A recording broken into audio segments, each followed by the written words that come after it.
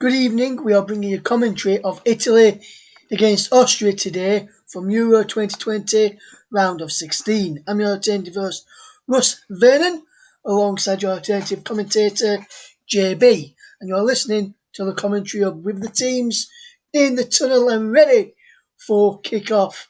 Let's hand you over to your match commentator. A very good evening to JB. Good evening, Russ, and good evening to everybody. Well, sad afternoon for Welsh football. It really was, beaten 4-0 by Denmark, who now have to be taken seriously as possible dark horses for the tournament. But we've got a good match on here tonight at Wembley Stadium, where the atmosphere is building to a crescendo. The Algeria are there in full force, for social distance, of course. Italy coming out first. We'll bring you the anthems in a second. There's Anthony Taylor, the English referee from Brittonshaw in Greater Manchester, taking the ball off the plinth. And Leonardo Bonucci of Juventus leads out the Italians. And the Azzurri here at Wembley give them a marvellous reception. A marvellous reception indeed. And here come the Austrians, led by Bayern Munich's David Alaba.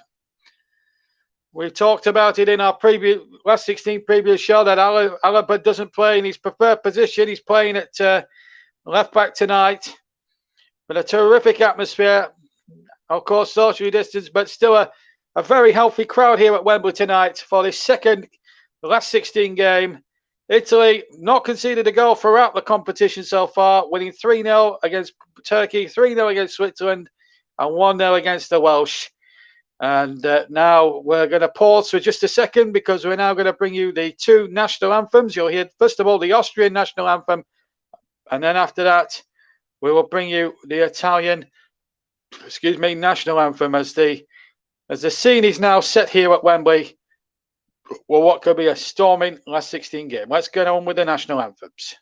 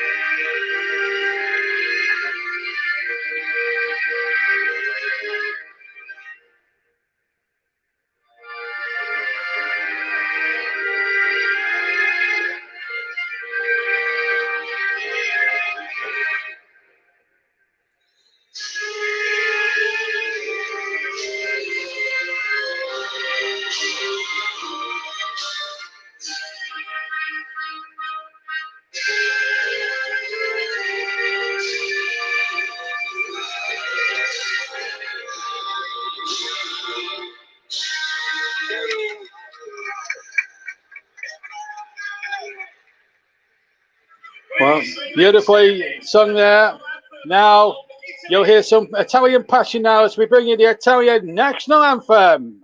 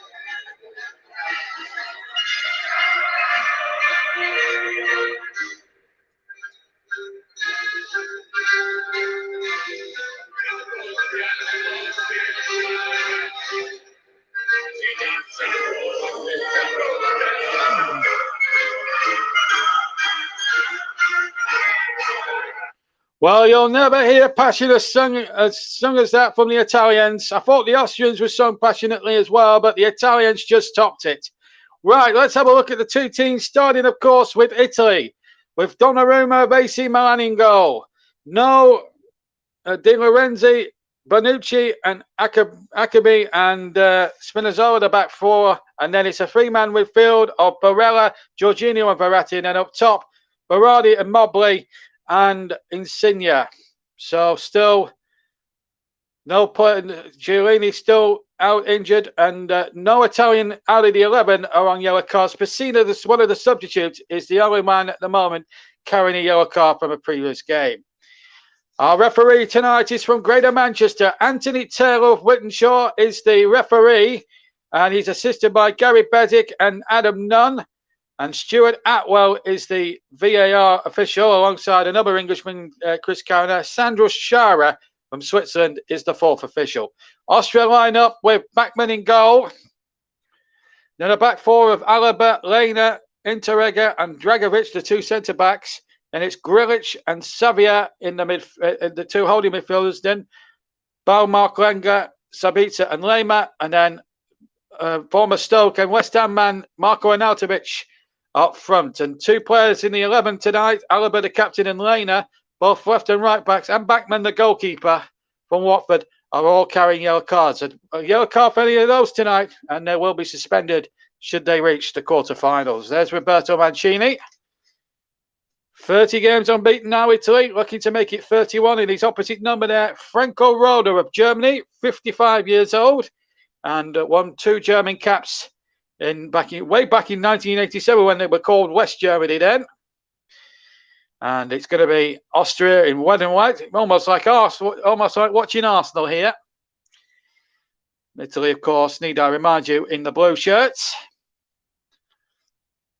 To get this second round of 16 game now. No group phases. It's straight knockout now. Plenty of more jeopardy now. It's Russian roulette from here on in now. As Wales found out they were the first team ejected from the tournament at this stage. One of these two will have to go tonight. And it will be decided tonight either through 90 minutes, extra time, or penalties. Well, it's all going to be decided in the next, hopefully, hour and a half, maybe 2 hours. But let's hope for a good game of football as Bachmann of Watford gets the ball up and away. A header won there by Leonardo Bonucci of Juventus. And the first free kick of the game, right on halfway, goes to Italy. Jorginho drawing the foul, and Verratti's going to take the free kick, I think. Oh, no, he's going to leave it. He's going to leave it, in fact, to Barella, who gets on with it straight away. Tries to play a 1-2. Now it's back to Bonucci. Bonucci now out to Giovanni Di Lorenzo, who's been dispossessed already, and Arnautovic now takes possession. Now plays his football course with Shanghai Port in China. And the ball played out towards the far side here, and it's Malenga. Can he get a good cross in there? Good start almost for Austria. The ball played in, and there's a foul there. The referee's going to have a word with Arnautovic there. He was the man who committed a foul on the edge of the area. And it's Barella who's in a little bit of agony there on the edge of the area. Anthony Taylor, the referee, just telling players to get to their feet. Well, he certainly went in high there. It was on high foot. But this is Bart Malinga again with a good cross. No wicked cross there. And, well, if only Sabitzer had just got a flick on it, that could have caused the Italians a lot of trouble. In fact, Arnautovic has been booked. And I think that's probably the right decision from Mr. Taylor, because even in the first 90 seconds of the game, if you put your foot up high, then you do run that risk of getting a yellow card. But incidentally, he wasn't one of the 3 players from Austria that were booked from a previous game. But Arnautovic now in the referee's notepad. And now for the remaining 87 minutes or so of this game, has now got to watch his step. Austria in a little bit of trouble now. Their main man in trouble now because he's on a yellow card. But here goes Lena down this right-hand side. Austria, of course, haven't beaten Italy for the best part of well over nearly 70 years. We're going way back to 1960, December 1960, their last win. In head-to-heads, they've played 36 times. Italy have won 16 of them. Austria have won 12. last being, of course, in December 1960, and 8 draws. And in fact, one of those 8 draws was their last meeting in a friendly match back in 2008. It was a 2-2 draw. And so far, it's Italy looking good, but it's their first match away from the Olympic Stadium. So this is going to be a real test here at Wembley tonight, in front of a decent-sized crowd. And here goes Berardi now, who's really impressed when I saw him against Switzerland, making some good long bursting runs down the right-hand flank. Of course, Locatelli is one of the substitutes. I'm surprised Locatelli isn't in from the start tonight. He really impressed me, the Sassuolo man, when I covered them against Switzerland in the second match days of the group. That's going to go out for an Austrian goal kick. That's Akabe of Lazio. Just knocking the ball out of play, incidentally. And here come Austria now, with Dragovic getting it out there towards Lena. And Lema to Lena. Both similar in pronunciation. One's got an N in his name. The other's got an M in his name. That's how you tell the difference. This is Alaba now on the left-hand side. Mark Malinga now on to Sabitzer, number 9. Sabitzer gets the ball in from the left-hand side, but it's cut out again by the Italian defence. And now a chance for Insigne now to try and get Immobile on his way, and also Berardi too. And well played Interrega there, just getting the ball back to his goalkeeper. For a moment there, our screens went dark. I think the BBC are having 1 or 2 technical faults at the moment, but hopefully we'll have it back with you. Apologies there. I'm completely out of the hands. We've got the feedback from the BBC, who are host broadcaster for this one tonight. Ball out of play on the near side, 3 kick. Oh, but couldn't keep it in there. This is the manager we're looking at now. Franco Foda is the manager. 55 years old, as I said, former West German international. He won 2 caps for his country back in 1987. Former Bayer Leverkusen manager, of course. And a few of the Austrians play for Bayer Leverkusen, of course. But most of them play in Germany. I think about 7 or 8 of the starting 11 play their football in Germany, apart from the goalkeeper Bachmann of Watford and Arnautovic, of course, from Shanghai, who plays for Shanghai over in the Far East, after getting his big money move over to the Chinese Super League a few years ago. Free kick there as Grealish has been fouled there, and it was a high. Well, it was there to be won. I have to say, I think Grealish just brought it off the referee a little bit. Barella very unlucky there to get the free kick given against him. Anyway, 5 minutes gone. Italy 0, Austria 0. And the big news is that Arnautovic is now on a yellow card. He picked up an earlier yellow card, and now runs the risk now for the next sort of 85 minutes of being. Oh, there's a chance there. The ball just couldn't thread it through, and the goalkeeper is injured.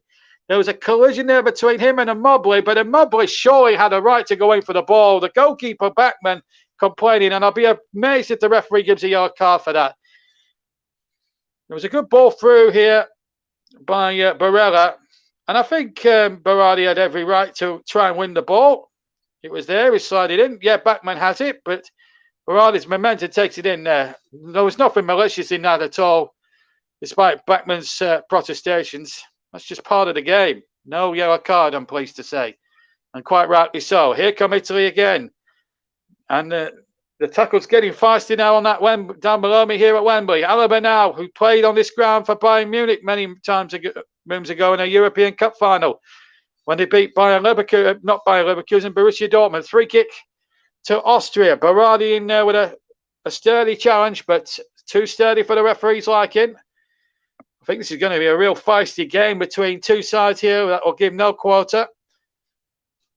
Austria have scored 4 goals in the tournament, but have conceded 3 goals. 2 against the Dutch, 1 against North Macedonia. They won 3-1 against North Macedonia.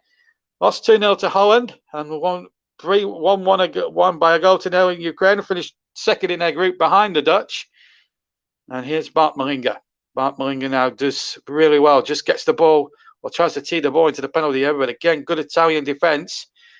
30 games unbeaten, the Italians. They're looking absolutely superb.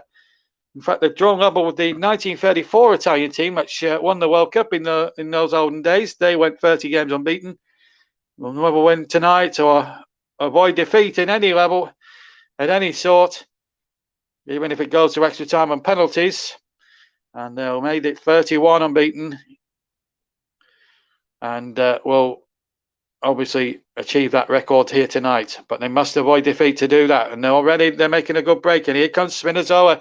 Good turn of speed. Turn the Austrian players in. Two Austrian players inside and out on that far side. The two laners and Lehner and Lehmer.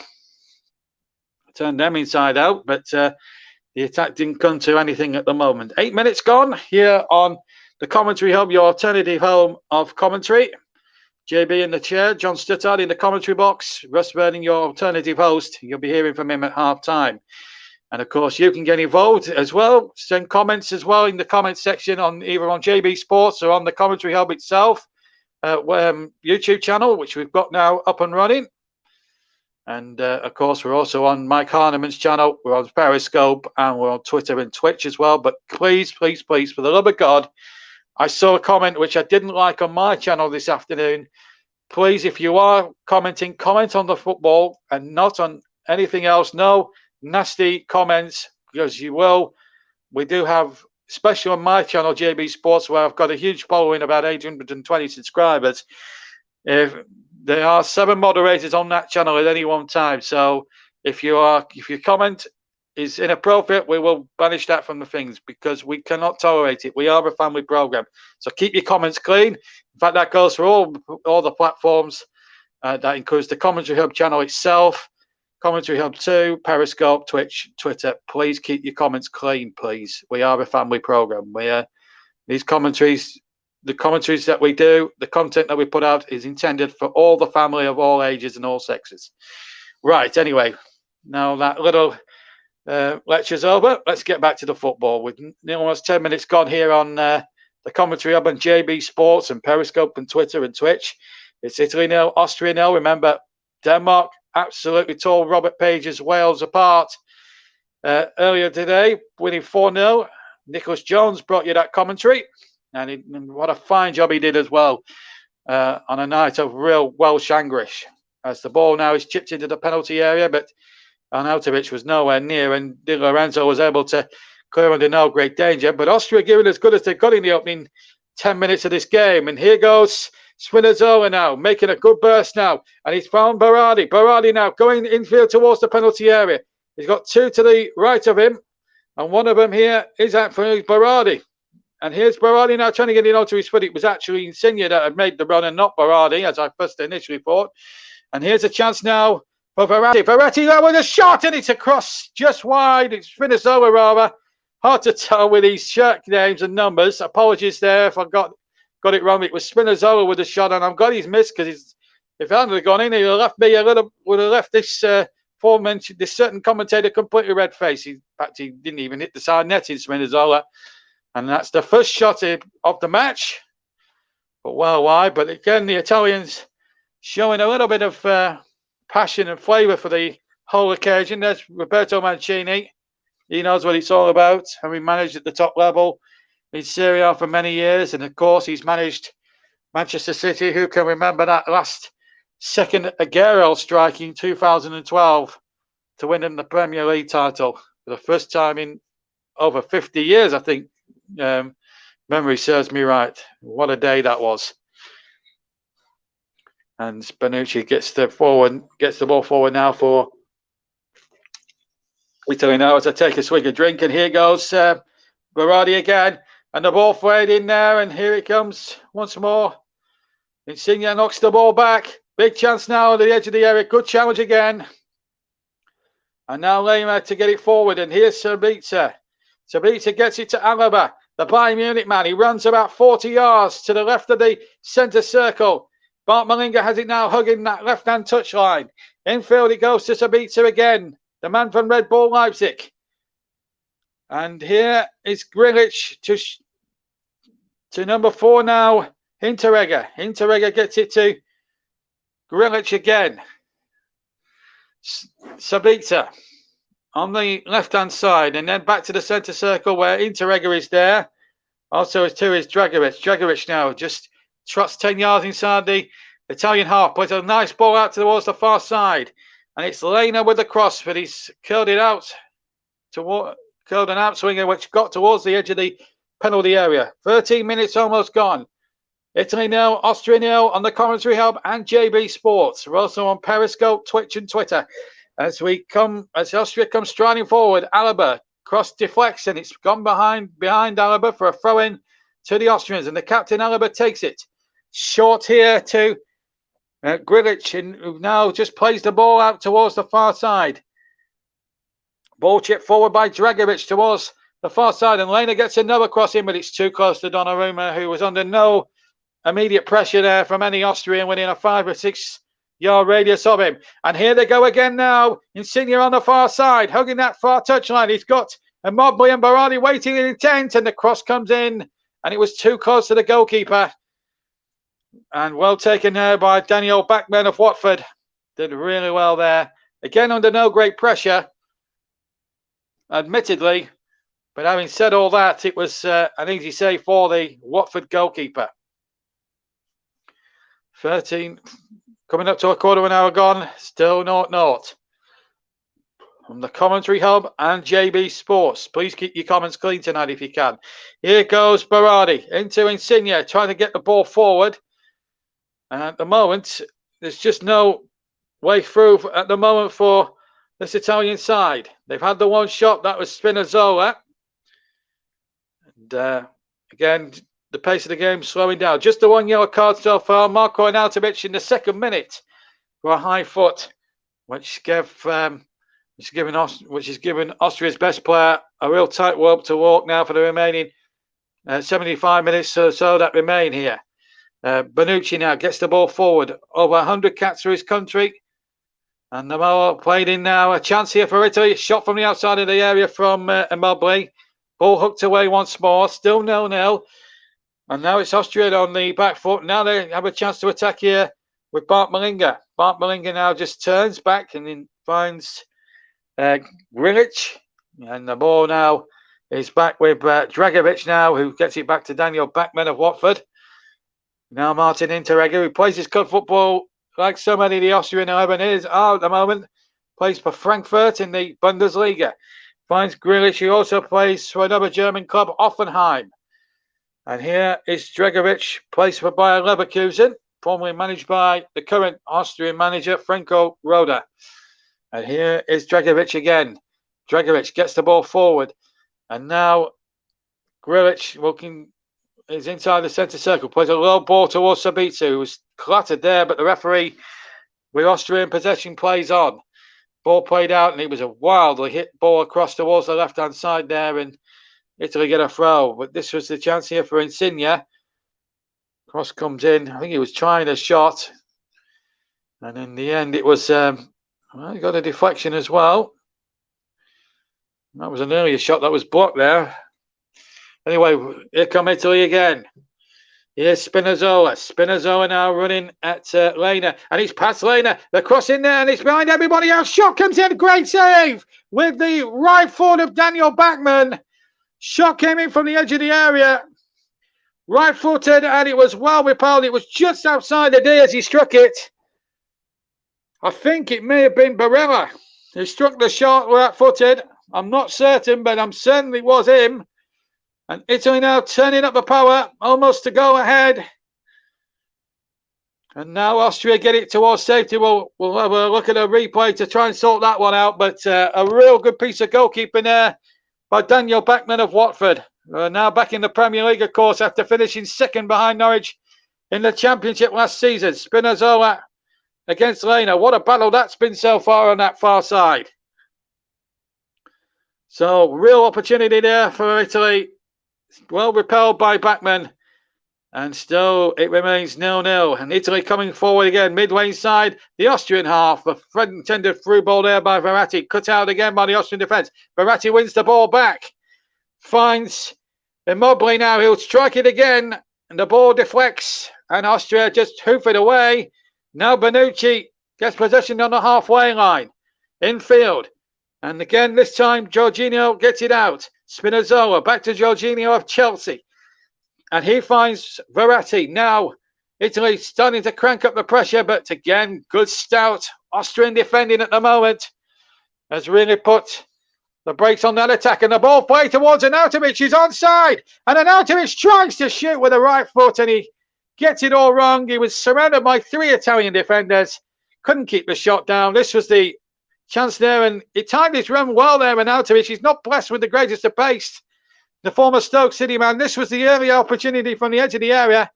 And in fact, it was. I called it right. Nicolo Barrera with a terrific effort and an unconventional and an unorthodox save. It's got to be said by Danny Backward of Watford.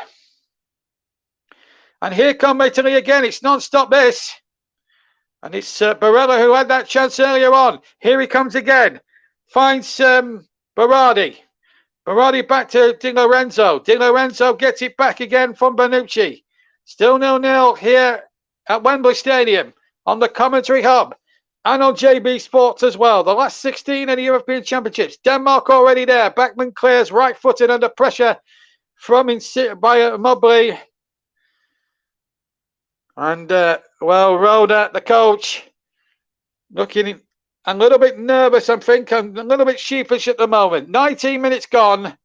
Still no goals, but we're having chances in this game. And I've got a funny feeling, folks, that I don't think it's going to be goalless for too long.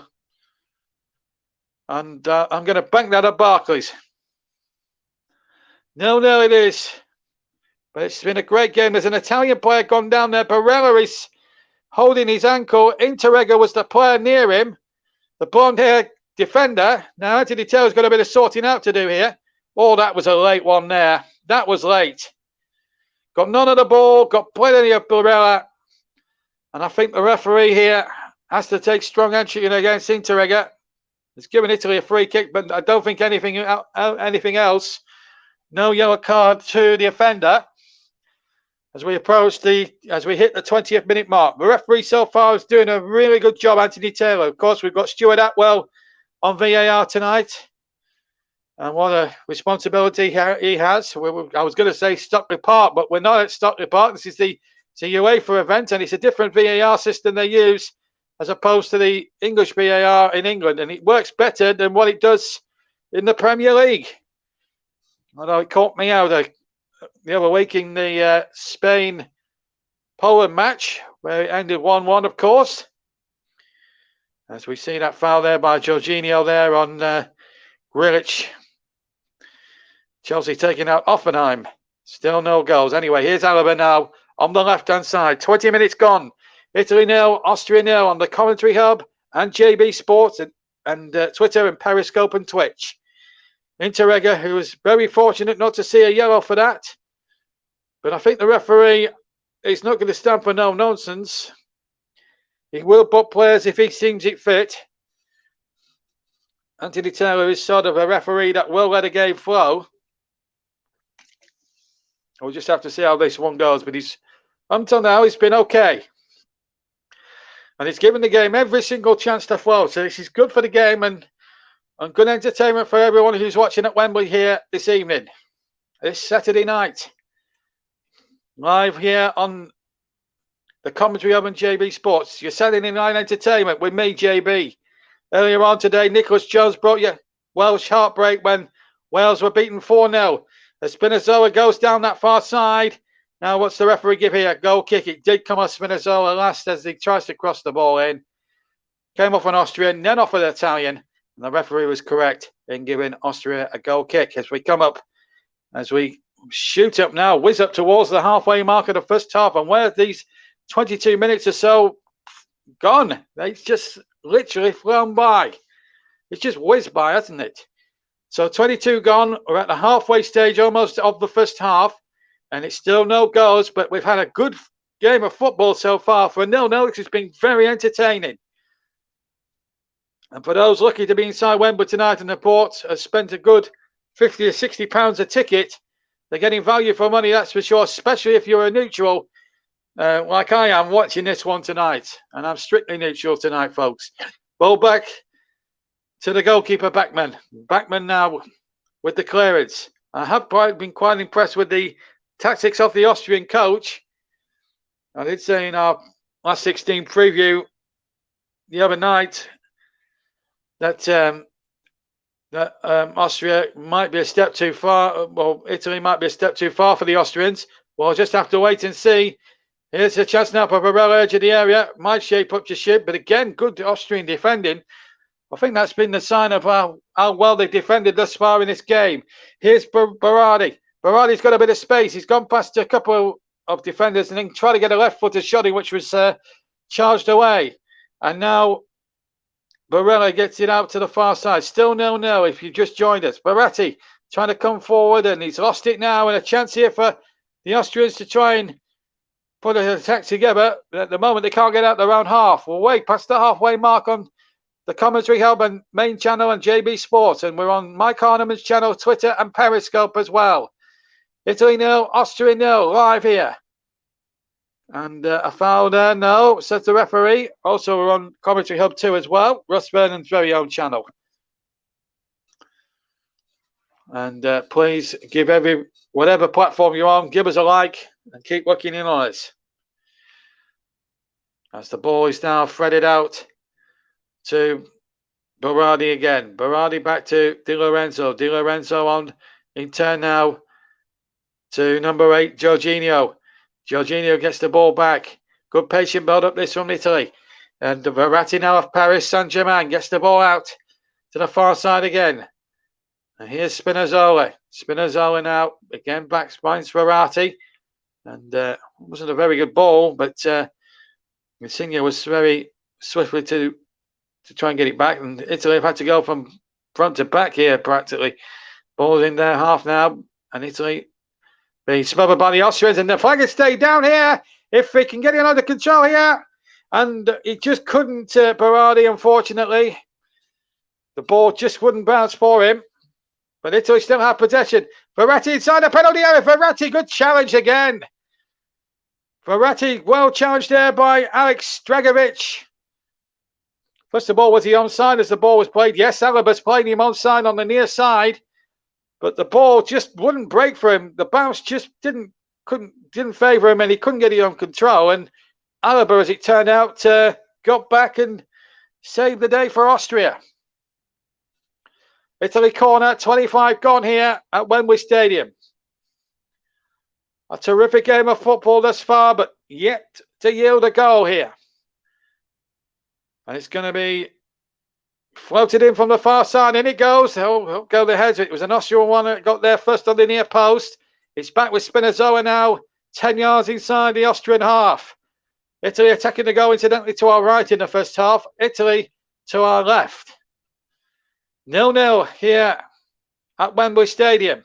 Remember, it's got to be settled on the evening, either through 90 minutes, extra time, possibly even penalties. One way or another, we will be bringing it to a very snap conclusion here tonight. The ball threaded out again towards the far side. And well defended again by Lehner. Who gets Lehner through, and Lehner again. Good running again. And the attack is on now, and Arnautovic couldn't be found. It was a poor ball. It was a poor ball by Lehner. Conrad Lehner made a terrific run through the centre.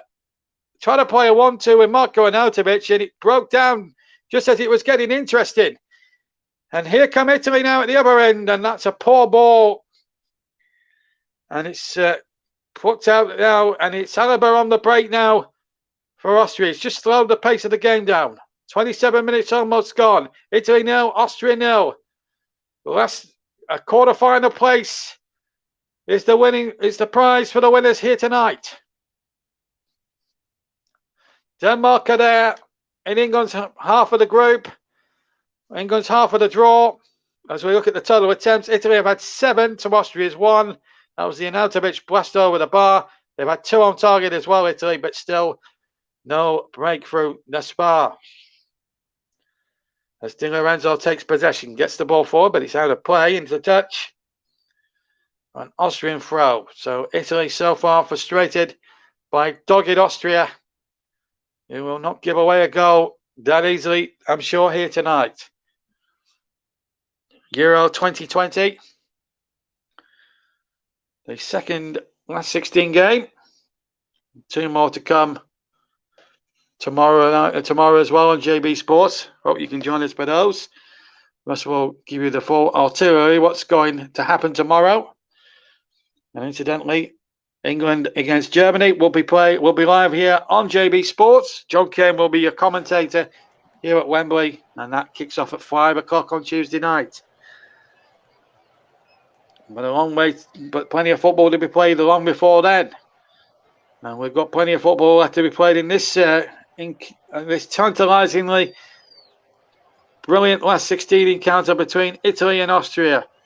Remember, they drew last time they met all the way back in 2008. 12 years since they last met. But it's Italy who are cranking up the pressure at the moment, but still no breakthrough as we come up towards the half an hour played. Bonucci now for Italy gets it out to the left-hand side, or the right-hand side really. Di Lorenzo finds Barella, whose effort was well parried or well kept out by the right foot of Daniel Bachmann of Watford. And again, he's actually the reserve goalkeeper at Watford. He's behind Ben Foster in the pecking order at Vicarage Road at the moment.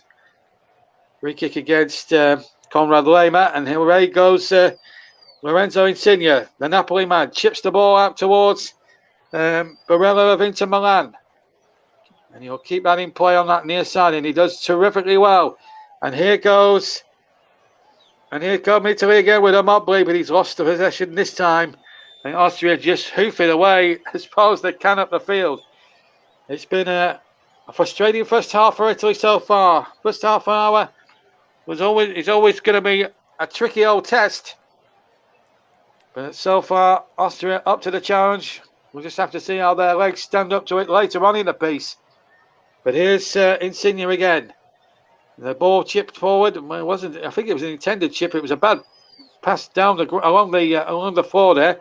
Verratti now picks it up. The PSG man. He goes down. Referee doesn't want to know, and Verratti has injured himself. It looks like to me as Austria break away again with an Arnautovic, and he finds Bart Malinga, and that was a poor ball by him. Although it did deflect off Di Lorenzo. The referee didn't want to know that challenge here. Let's have a look. It's Lema here.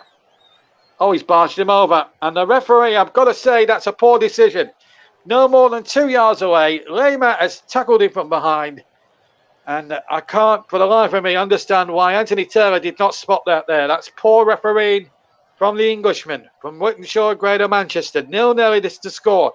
Italy 0, Austria 0. Half an hour, as I say, played. Referees made 1 or 2 questionable decisions. Here's Alaba now for Austria. We are the beneficiaries of that poor piece of refereeing there. They should have had a free kick absolutely categorically given against them. Alaba now has it on the left-hand side. Still 0-0 here on JB Sports in the commentary hub, live from Wembley. And the ball played out towards the far side, and it's Lena now to Lema. Right-hand side now. Austria now putting a few passes together. Interregger now hits a long ball. It's a long low ball forward, and a chance there for Lema. They can't thread it through, and Donnarumma able to pick up the pieces and get on the loose ball there. And well, good little spell there for the Italians thus far. 0-0 as I say. John Stuttard, JB, the commentator here this evening. Hope you're very well, everybody. Just remember, keep your comments clean and keep them to the football. A long ball played out towards the far side, looking. Insigne tucks it down beautifully there. Spinazzola had him on the overlap, but his first touch was a little heavy, so he had to go back. And here's the shot coming in. Oh, it's hit the crossbar. Hit the angle of the crossbar. It was a Mobley with the right-footed effort that hit the left-hand angle of the post and the crossbar. And Italy have now hit the Austrian woodwork here. This is the effort, and it's a terrific shot. It's an audacious attempt from no more than, 35 yards out. Just to the right of the D as he strikes it. And the goalkeeper is left looking at the ball as and he just had to watch and hope that the ball hit the woodwork, and it did. Italy so near and yet so far. They should be a goal up, but it's still 0-0. Austria just about holding on at the moment. They've had their angle post and bar hit. The goalkeeper's made 2 good saves. And Eltovic has blasted over for Austria, but as I say, Italy have been the better side, but still Austria digging deep. Italy throw near side. Di Lorenzo wants to get on with it quickly. 33 gone. Almost 33 gone. We're now played 33 minutes exactly now. Still 0-0. Spinazzola now for Italy, who have just hit the angle of post and bar just seconds ago. Is there going to be a goal in the offing here for the Italians? Good quality game being played here at Wembley Stadium. We will be playing to a finish tonight. Di Lorenzo now going forward. It's a good stop there, and Bart Malinga now has to get the ball back. Alaba obliges and just knocks it away, left-footed, down the left-hand side. Bonucci showing all his experience, taking the captain's armband from Chiellini, who's still out with an injury that he picked up against the Swiss, you may remember, in Rome a couple of weeks ago. Shot coming in from Berardi, which was charged away. Alaba now picks up the pieces. And here it's Bart Malinga. The ball deflects, and it deflects for Dragovic. He was clattered there after the ball had gone there by Immobile, and a free kick to Austria. Well, Immobile, it was audacious to say the least. The goalkeeper backman could only watch and hope as that ball swiveled towards the goal, and another couple of inches, and that might have been 1-0 to Italy.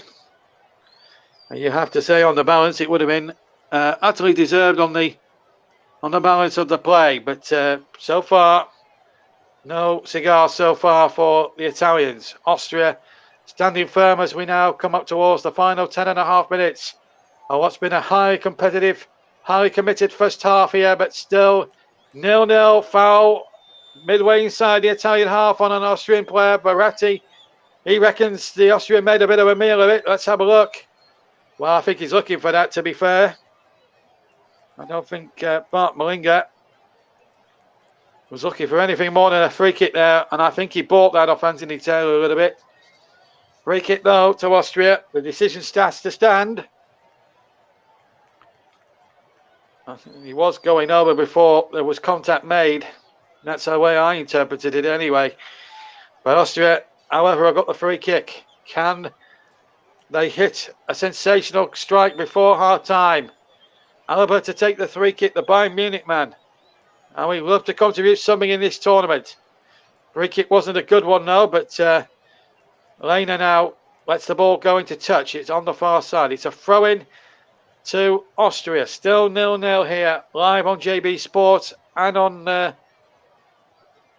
Commentary Hub main channel, Commentary Hub 2, Mike Harneman's channel, and all the other YouTube channels. Also, you're on Twitch, Periscope, and Twitter as well. That's what we're all on anyway. Chip forward into the penalty area. Donnarumma comes out and commands his penalty area as well. There's an Austrian hurt inside the area. That's Bart Malinga.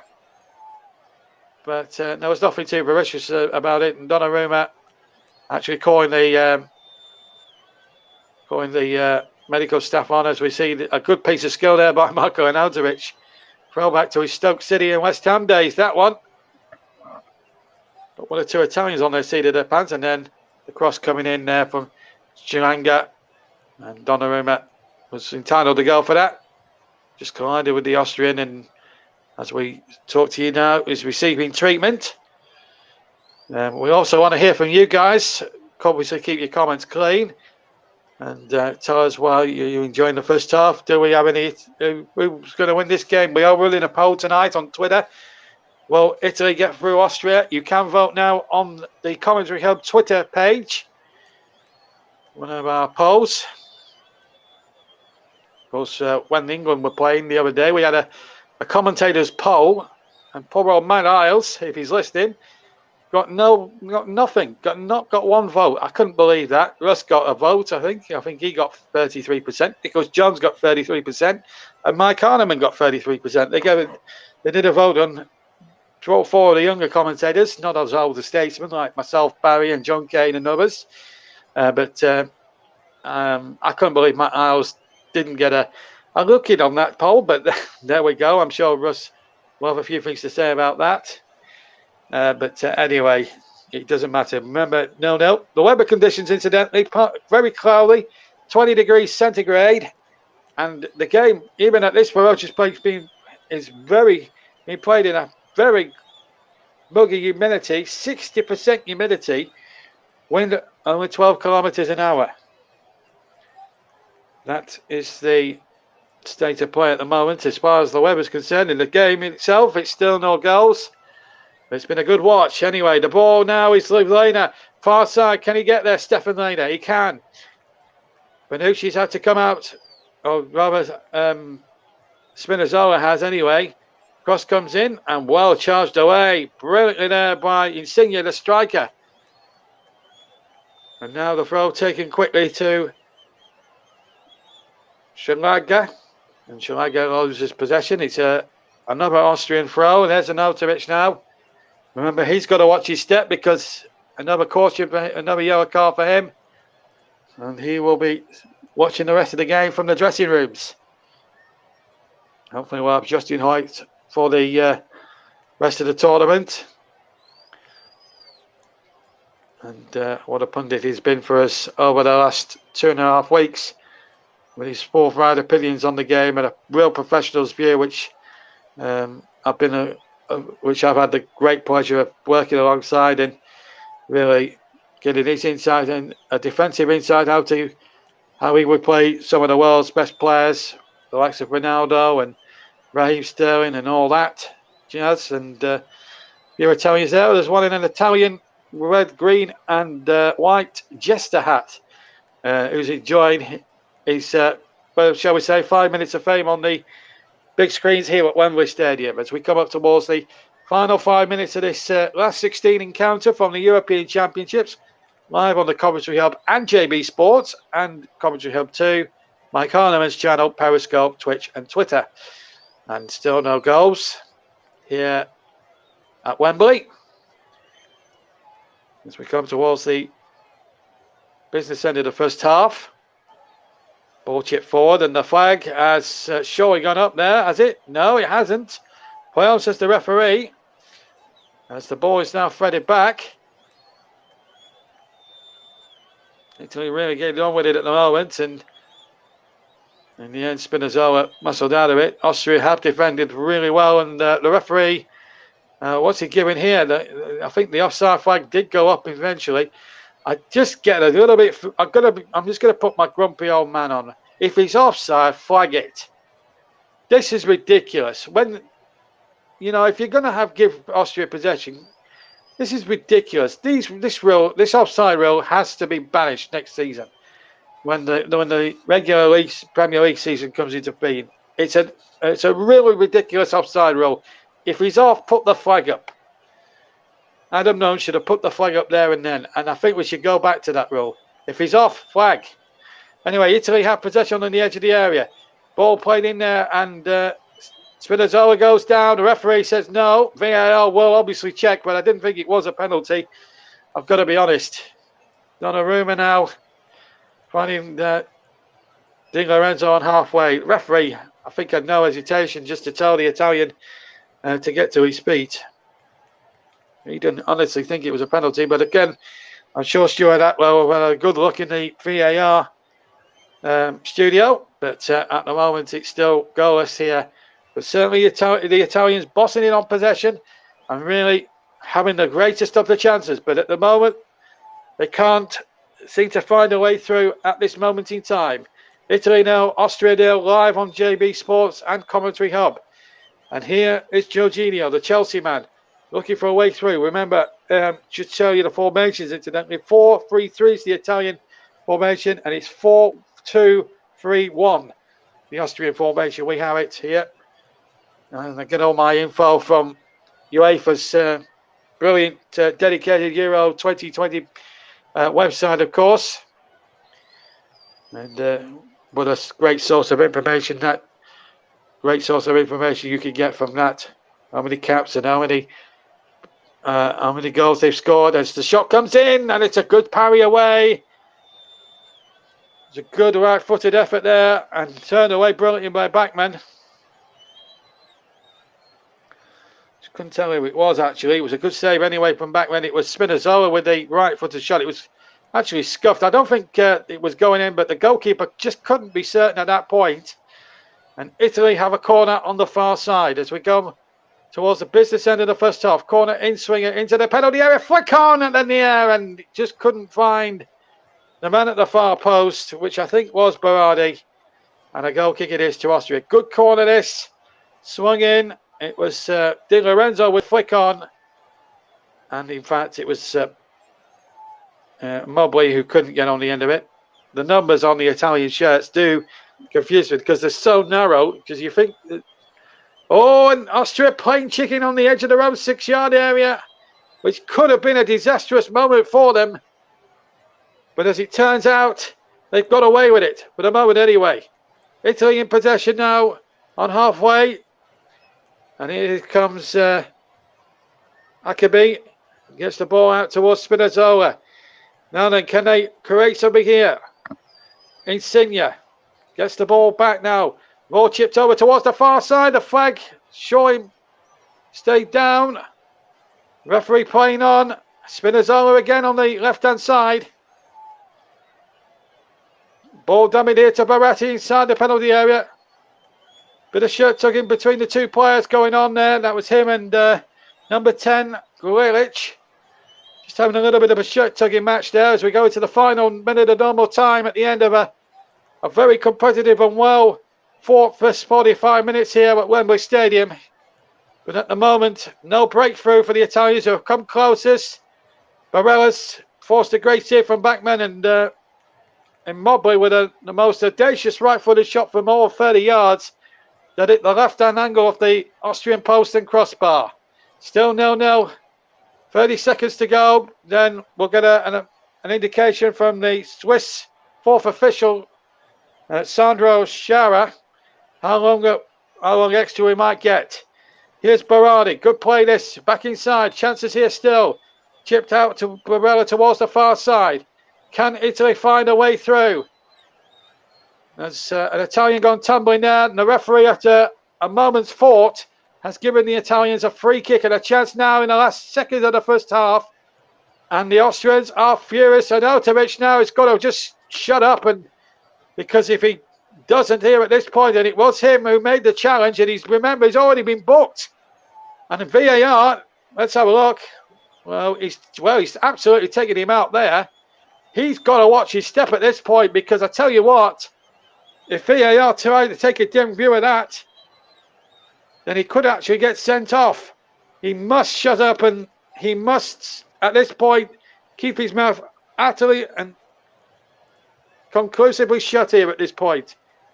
Don't argue the decision, because one word out of line and Mr. Taylor could be liable to give him a yellow card.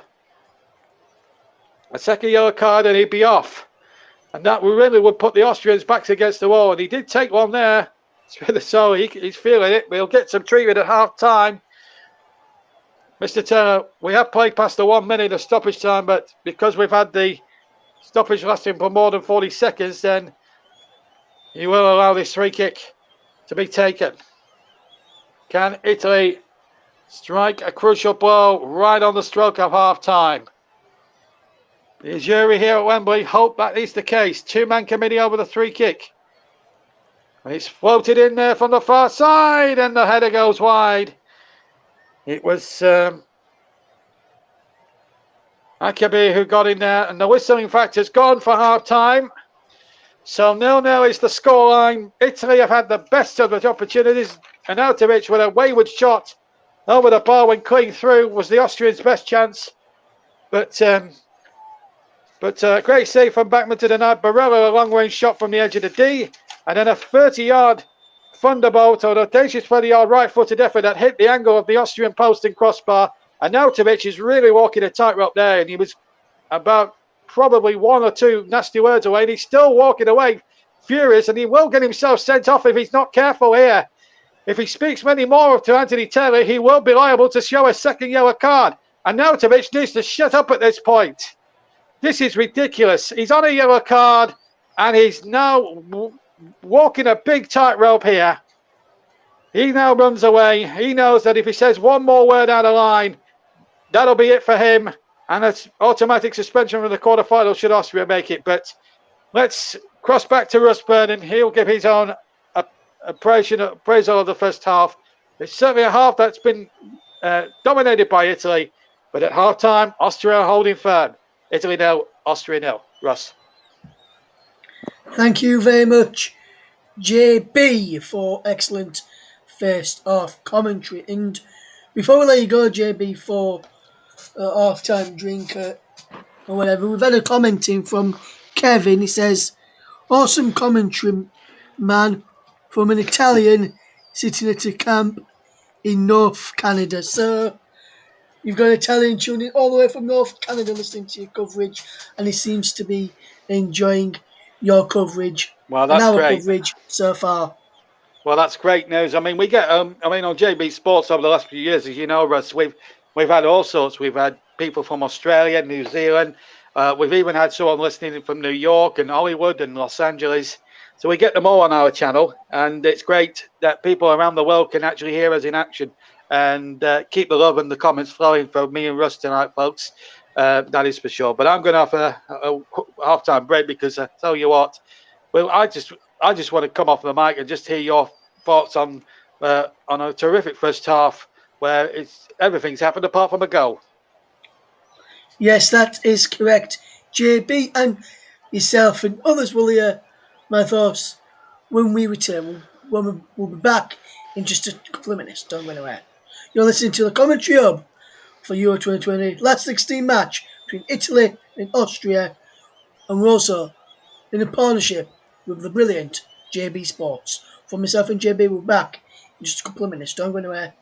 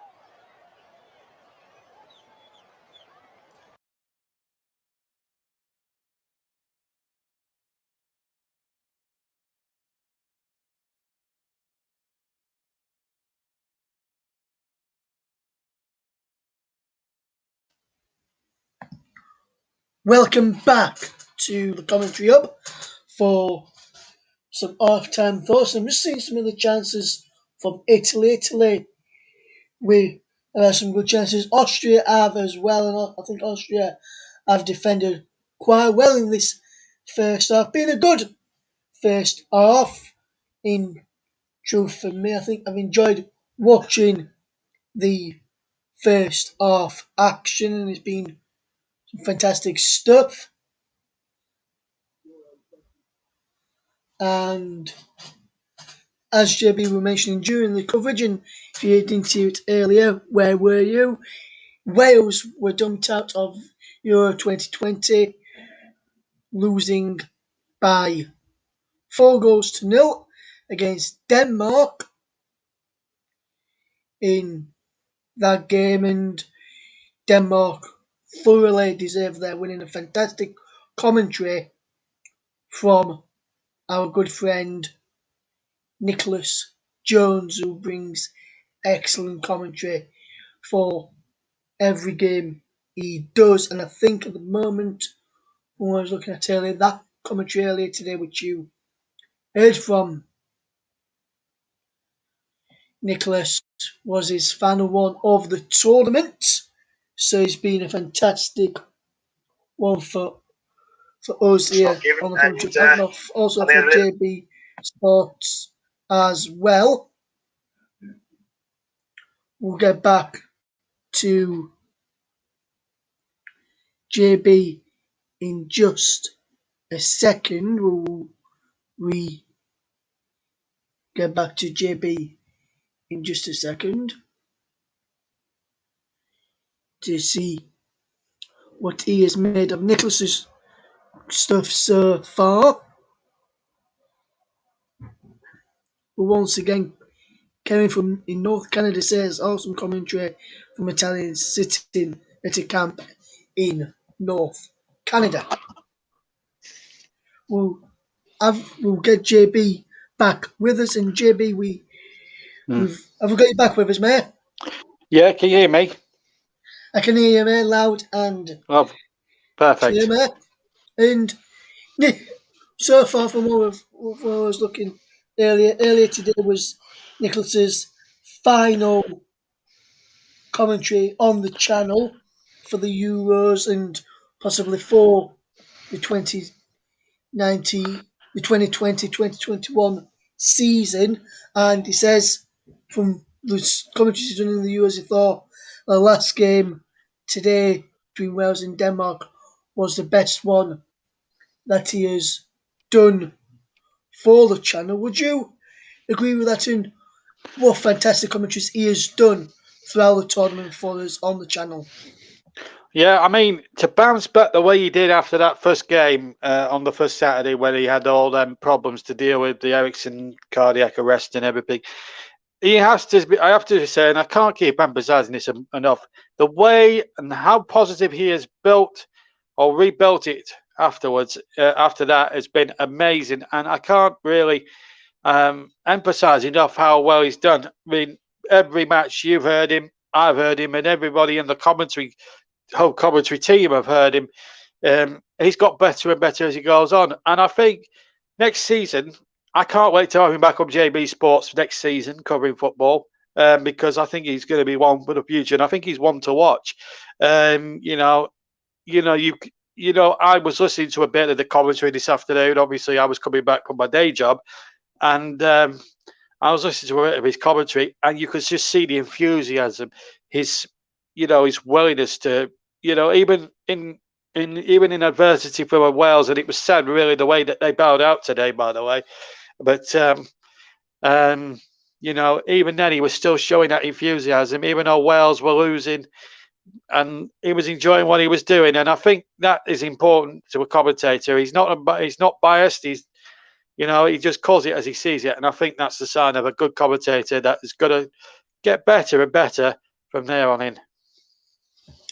He is JB, and like I said, we can't wait to have him a part of the commentary hub and on JB Sports next season as well, throughout the games that he does for the commentary hub, as the commentary hub and JB Sports, and we can reveal, have signed an extension to bring commentaries to both channels next season from the Premier League. And you'll hear Yes, JB on this channel as well as JB yes, it Sports was. throughout Yes, the Premier League next we did season. our secret negotiations in between the knockout rounds and the group stages, didn't we, Russ? We did, Secret JB. negotiations, And and yeah, and it was it was done within 2 seconds. That's how quick we did it, folks. yes, and also like law transfers do involve agent fees, the deal that we sorted out, JB, didn't involve agent fees at all, did it? It didn't even involve any money, I don't think. I think it was more of a verbal agreement, I think, if my memory serves me correctly. It was, yes. Yeah, but it's been a success, and I think having the partnership there for next season, certainly in terms of the Premier League as well, and also we'll be able to showcase some more Championship matches, of course, through Nicholas, because he has great knowledge of the lower leagues as well. I think it will also grow both, obviously, the Coventry Hub and JB Sports, and we'll get new fans coming in from both sides of it. And I think we can only grow from here. It's going to be a gradual upturn, of course. These things do take time, but as you know, Russ, I mean, it took me 5-6 years to build up 820 subscribers by doing the shows that I did before I joined the Coventry Hub on my own. So, but the good thing about the tie-up is I don't have to do any of the producing or direct it. I could just commentate or present, and it's nice. It's nice for me able to do that, and and it takes a lot of extra burdens off my shoulders, and it's great. And the games I've covered so far have been amazing. All we need now is to go in the second half, and we're rocking and rolling again. Yes, and I don't think, JB, in the games that you have covered for us in the tournament, I don't think we've had a goalless straw. No, I didn't really want to say that because knowing my luck now, I'll be jinxed. But I was desperately trying not to say that.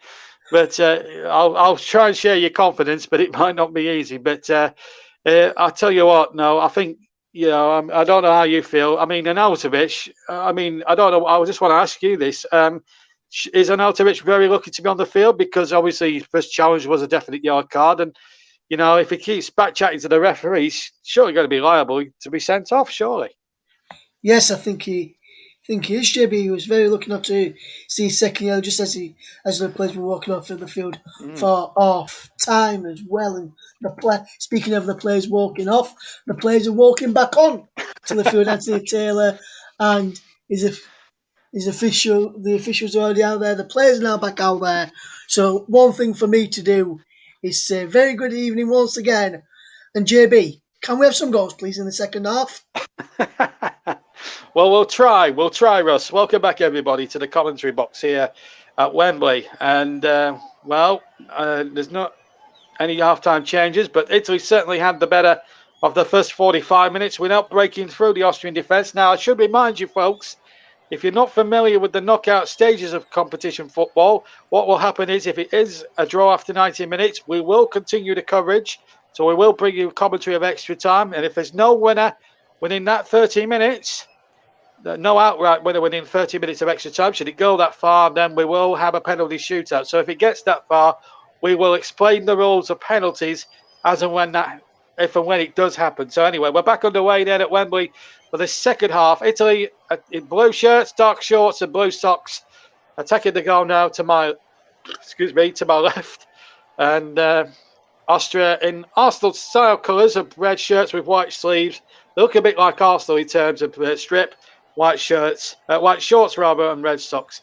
They're going to the right now. It's the Azzurri of Italy coming forward now. No changes from either side. They do have up to 5 subs they can use, plus an extra one should it go to extra time.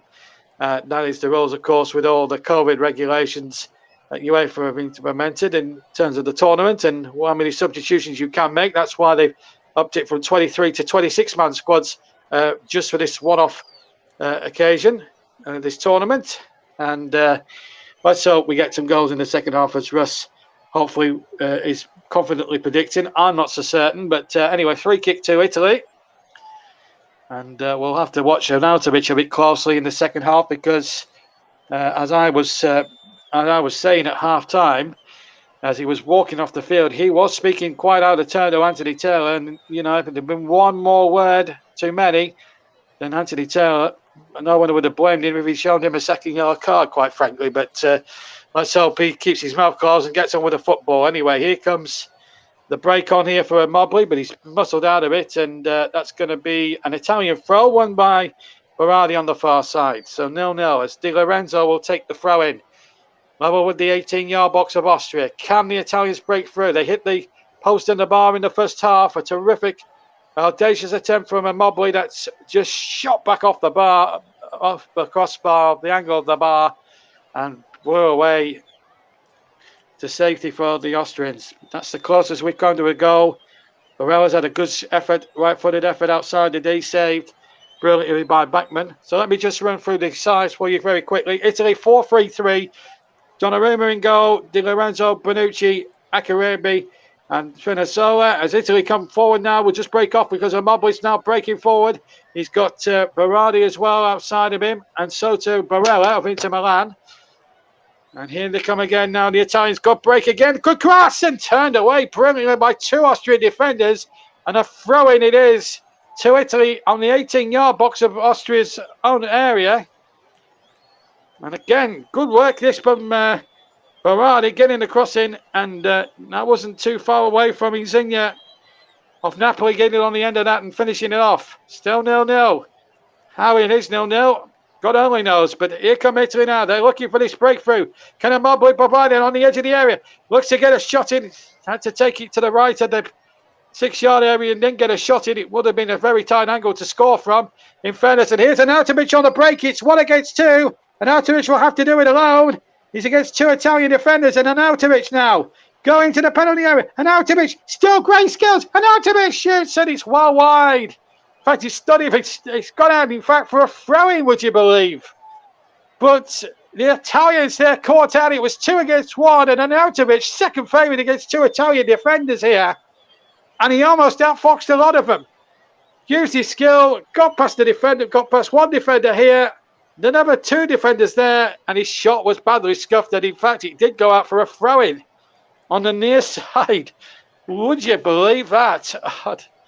Well, I think Roda there was clutching at straws there. He fought for a moment and Arnautovic might get in there. Free kick against Italy. Well, I thought it was the other way. I think that's controversial as well. Mr. Taylor at the centre of some controversy there. I thought it was an Italian free kick. He's giving it to Austria. And the Italians are not happy about this. Let's have a look at it again. Well, for me, that's a foul on the Italian player. Sure, that's a foul on Jorginho. Well, that is a touch controversial. There's nothing wrong with the challenge there. Well, that's a harsh decision. And you can understand the frustration of the Italians here. A yellow card has been shown to Di Lorenzo, I think. And Mr. Taylor here is not winning any friends at all. No way in the world was that an Austrian free kick. And Di Lorenzo wrongly booked, in my opinion, because they had every right, the Italians, at that point, to protest the decision. But Mr. Taylor, keeping in vogue with his refereeing of the past in the Premier League, which is suspect at least. And I'm not certain why he's actually here, to be honest with you, because the refereeing in the Premier League is substandard from his point of view. But a lucky free kick here for Austria, and the Italians quite rightly should feel aggrieved by that. Poor from Mr. Taylor. Very poor indeed. But the decision, how controversial it is, will have to stand. And Barella has been shown a yellow card. This referee, I'm sorry, Anthony Taylor is really no friends with me at the moment. He had a couple of opportunities to send Marco Arnautovic off. And now he's booking Italian players for no reason whatsoever, because they had every right to protest that decision against them there, because it didn't even look a foul. Ridiculous refereeing on 3 counts by the Greater Manchester referee, who had a decent game up until the last few minutes. And now he's bloodied his copybook for my body, and now has really made some very harsh decisions there against Italy. 3 of them. 2 yellow cards which shouldn't have been, and a free kick which blatantly wasn't. Alaba has a free kick, and it's inside the D, on the edge of the D. Italy here in a bit of danger, thanks to some horrible refereeing from Mr. Taylor. Alaba, Bayern Munich, Certainly one of the two. Of course, with also Sabitzer was there as well. It's a free kick and over the bar, and maybe justice has been done. Because if that had gone in, there would have been a riot at Wembley. And it would have been aimed at Mr. Taylor, the referee. Alaba's free kick over the wall, didn't have enough dip, sailed over the crossbar. And maybe in that respect, justice has been done and no goal has been scored from that. Because in my opinion, and it's only my opinion and my interpretation of it, that was never an Austrian free kick in the first place because the Italian took the ball and that looked a free kick there for a body check and Mr. Taylor didn't spot it. What is he doing, this referee? He's having an awful game. Here's an Autovich who should have been sent off at the end of the first half for speaking out of turn. My goodness me, he's getting Austrians off the hook, left, right and centre here. Anthony Taylor needs to get a grip here because this isn't good enough. And I'm hoping that the referee's assessor is looking at him and thinking, what's he doing? Mr. Taylor is losing control of this game, I'm afraid. I've never been his biggest fan, but quite when he's refereed Burnley games or Premier League games, when he's made controversial decisions, believe me, he's made some controversial decisions for Burnley in the past, or against Burnley in the past. But I'm afraid he's making some very odd calls here at the moment. And Austria now are sensing blood with Bart Malinga now on the edge of the area. Good challenge there by Di Lorenzo. And Di Lorenzo, oh, that's surely going to be a yellow card for Bart Malinga. He completely took out Di Lorenzo with no... And he's got to be booked for that. And Mr. Taylor here has got to show the yellow card. This was stupid. It's a stupid tackle from behind. It's an instant yellow card. This referee is completely losing the plot. You know, if that's not a booking, I don't know what is. He books Italian players for nothing and gives nothing to Bart Malinga for an absolute horror challenge from behind. What is Anthony Taylor doing here? He's refereeing this opening 8 minutes of the second half has literally not been good enough, or simply hasn't been good enough. Not good enough by half. Should have been a booking for Bart Malinga. Absolutely for certain. Now Italy have a chance to go forward now. Let's hope it's not all about the referee at the end of it all. I'm afraid Anthony Taylor is not covering himself in much glory at the moment tonight. This was always going to be a tough ask for any referee, but he hasn't refereed it with a common sense. And he's given a lot of favourable decisions. Here's Spinazzola trying the shot. Charged away for an Italian throw-in. Well, the last 4 or 5 minutes, the referee, I've never known such horrible refereeing, quite like it as the ball comes back to Donnarumma, who does take control of the ball about 4 yards from his own goal line there. And here come Austria again. Still 0-0, and Italy now have possession. Well, I thought I'd seen it all. I really did. And Donnarumma now is been penalised now for some reason, or is he complaining about something? It's an Austrian throw-in, I think. That's what's happened. The ball was wasted, I think, by the Italians. Nothing that the referee did that time, which is a miracle for me to say that, because the last 10 minutes his performance has been shocking, Anthony Taylor. Anyway, let's hopefully now we can talk about the football and not the incompetence of referee Anthony Taylor. The ball played forward and the flag stays down and Insigne through now this time. Can he finish? Knock the ball back? No, Alaba gets back and does the sensible thing and knocks it out for an Italian corner. Berardi just couldn't get there in time. But that's it. We're happy now to talk more about the football. Definitely onside as the ball was played.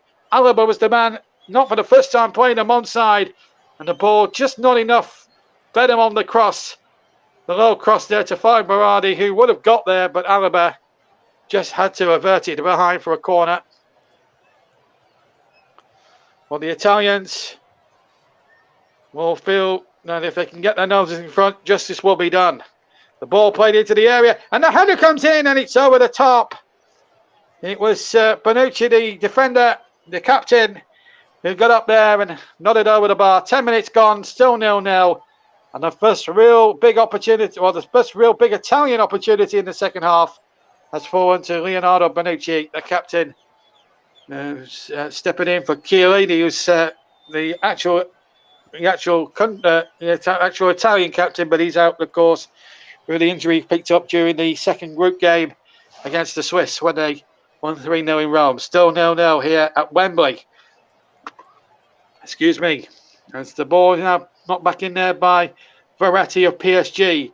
Spinazzola now finds Jorginho. Jorginho now having to backtrack, and at the moment the Austrians holding firm, but they've been the beneficiaries of some questionable refereeing here by Mr. Taylor. Jorginho has it now midway inside the Austrian half. Ball play forward. That should be Interregger's just to usher behind for a goal kick. It is. Well, it's going to be tested out. And we're 34 minutes away from possibly extra time here at Wembley Stadium tonight. There's one or two gladiators in the crowd. The Russell Crowe type, but not the 90s, not Woeful General Lightning type. The Russell Crowe type. Anyway, here's Lena to run down the near side here. He's made a good run, but about 30-yard dash, but the ball played in, and Ranzo should leave it to Donnarumma, and does, and hooks it out for a throw-in. At the moment, nobody troubling the scorers in this game. Italy 0, Austria 0. If you've just joined us here on JB Sports and the Commentary Hub, also live on the Commentary Hub 2, which is Russ Bernard's own channel. Plus, we've got Mike Hardiman's channel as well. People listed on that, and of course, our regulars on Periscope, Twitter, and Twitch. Welcome to everybody. Keep your comments clean. Thank you to the guy from Canada, and enjoyed the commentary as well.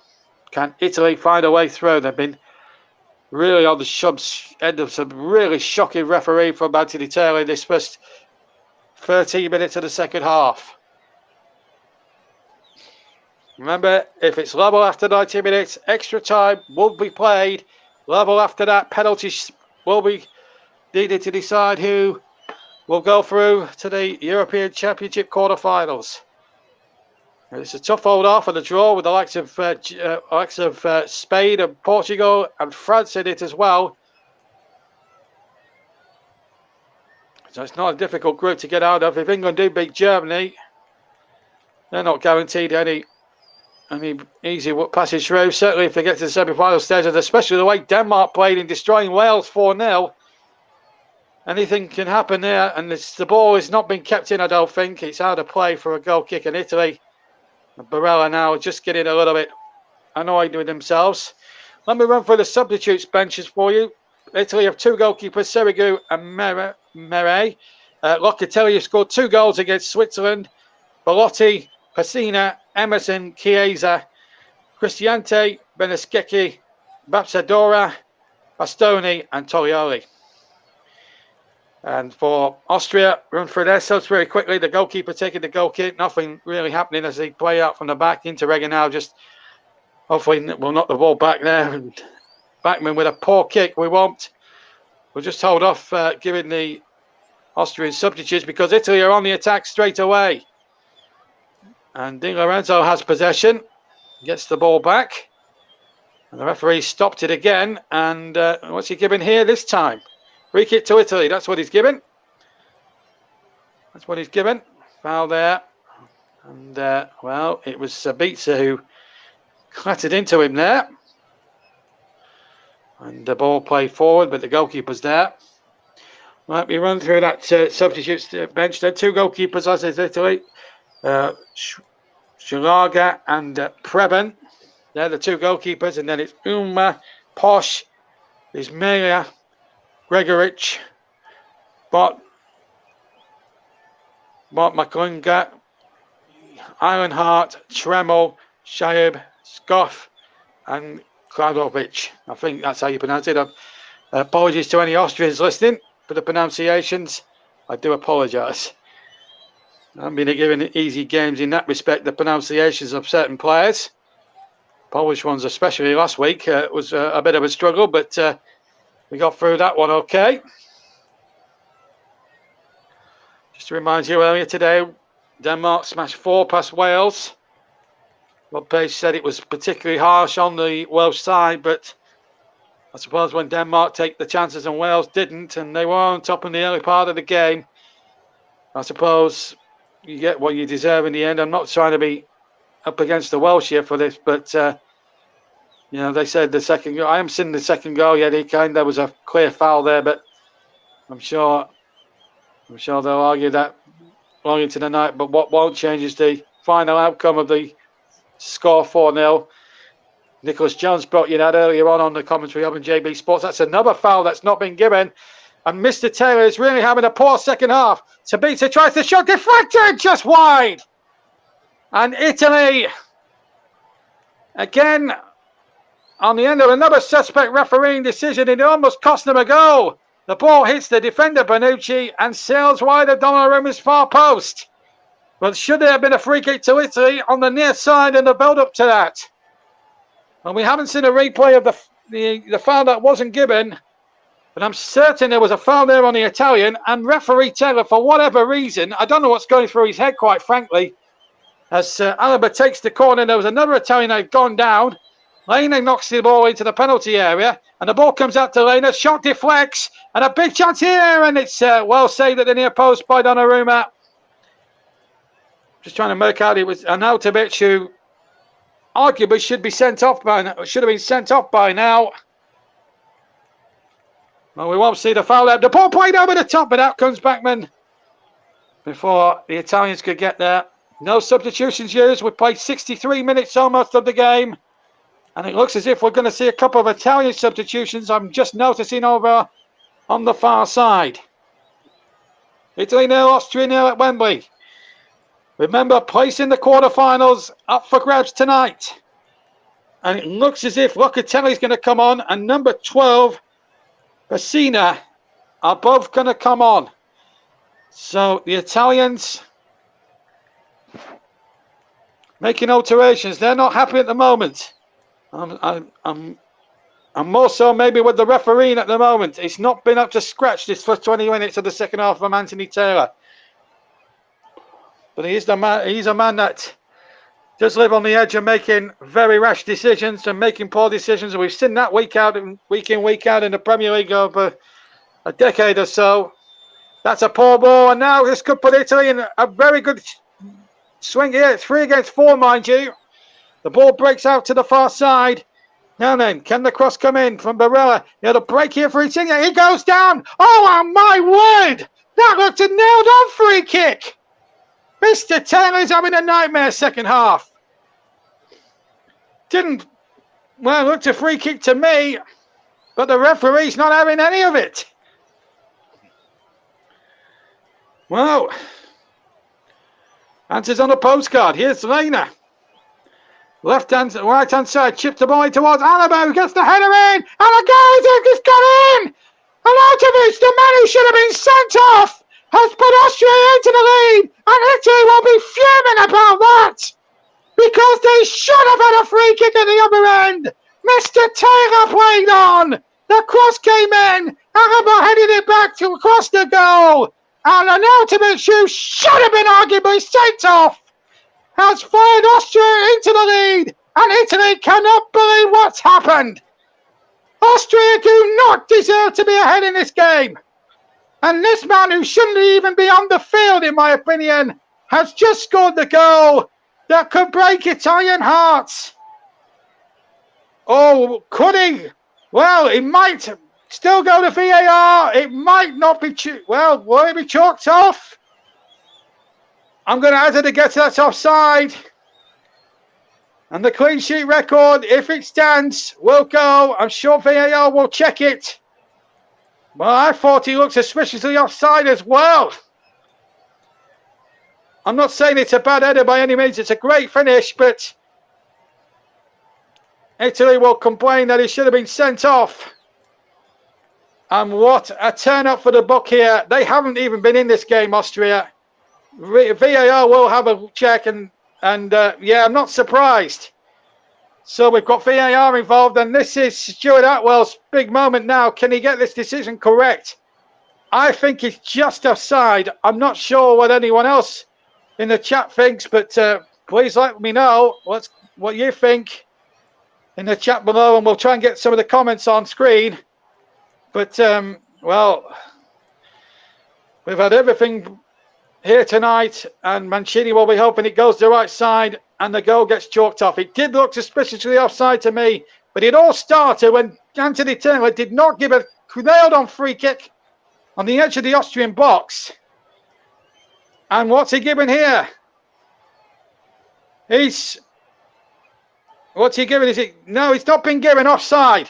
Good decision, and I think justice for once in this crazy game has been done. That was never a goal. It looked offside. And well done, Stuart Atwell. Great decision. Did look offside on the first angle, yeah. His leg is offside. Doesn't have to be, it has to be any part of the anatomy that's offside. And I think that's justice done, considering all the awful decisions that Anthony Taylor's given against the Italians. I think justice for once has been done in that respect. And hopefully that'll spur the Italians into life. But here's Sabitzer now for the Austrians, and the shot goes wide of the left-hand post. It was a right-footed effort, something like 25, maybe 30 yards out. And it was dragged harmlessly wide of Donnarumma's goal, and he was absolutely giving the defence quite a number of verbal volleys there off camera there. Locatelli's now on for Italy, by the way. Verretti's the man he's replaced. A lot of eyebrows were raised when he wasn't in the team. And also Barella is off and Pessina is on. And well, let's hope that can just spur Italy into some hopeful into life now that that disallowed goal. So Pessina, number 12, now on. First two substitutions made. No substitutions made by Austria thus far. Italy now looking for this breakthrough. And as they come charging towards the goal this time, it's Spinazzola. Can they get into life? Locatelli should have been starting the game for me. Anyway, here's Spinazzola with a cross, half deflects. And they claim handball, or the Austrians try to claim a free kick or something, but the referee, got the referee's deaf ear there.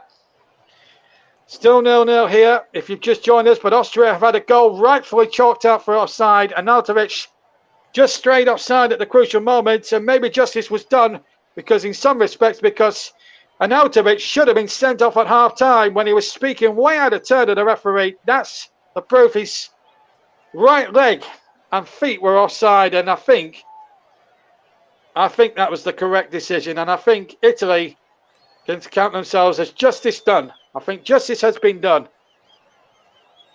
Sorry, Austria, that's how I feel about the whole situation. I think justice for once was done. And it would have been harsh on the Italians because they've been the better side, and no doubt about that, but knockout football, it always throws up the old surprise. But Italy now have just got to get on with it now and try and push on the advantage. We're 20 minutes potentially away from an extra half an hour, folks. And, well, if it is the case, then we'll stay with you for that extra time. And if it's level after that, penalty, after that half an hour, then penalties will be given. Free kick to Italy. Foul on Akabi by number 23, Sharaga. So 15 attempts overall. Austria have had 8, but Italy still holding all the aces. Offensively, the boys are very through, but the flag stayed down, and Immobile just couldn't gamble, just couldn't reach it there before Bachmann, who's probably been Austria's best player thus far, came out and read the situation very well. Italy still, you would think, should have too much for Austria. In fairness, I wrote Austria off 2 nights ago when we were doing the last 16 preview show, which you can listen back, in course, on the commentary hub and on JB Sports after we finished our broadcast tonight. And that's surely got to be a foul there. That's a clear push by Konrad Lehmer. And away we go again, Italy in possession. And here is number 4, Spinazzola. What a lovely ball that is towards Di Lorenzo, number 11, sorry. Berardi, who just couldn't keep it in play. But that was better from the Italians. That looked the Italy that we saw in the first 3 group games, where they were just absolutely superb. And oh, what a nice turn again. And now it's 3 against 3 for the moment. And a big chance now for Locatelli, who can hit them from this distance. Locatelli tries to curl one, and he curls it just wide of the right-hand post. It was a good effort. It was slightly scuffed, really, by Locatelli in the end, but better from the Italians. That's just what we've said. And we've seen 2 brilliant long-range goals in the game I covered against Switzerland. Well, Locatelli was the actual man of the match in that match. Of course, I've got to pick a man of the match, of course, sponsored by Commentary Services in the next sort of 15, 20 minutes or so. And regardless whether it goes to extra time or not, that vote of mine will count. And here come Italy again. They're looking for that breakthrough. Insigne's inside the area. Insigne tries to chip it, but he chips it well wide of the far right-hand upright and behind for another Austrian goal kick. But they're getting in behind again, Italy.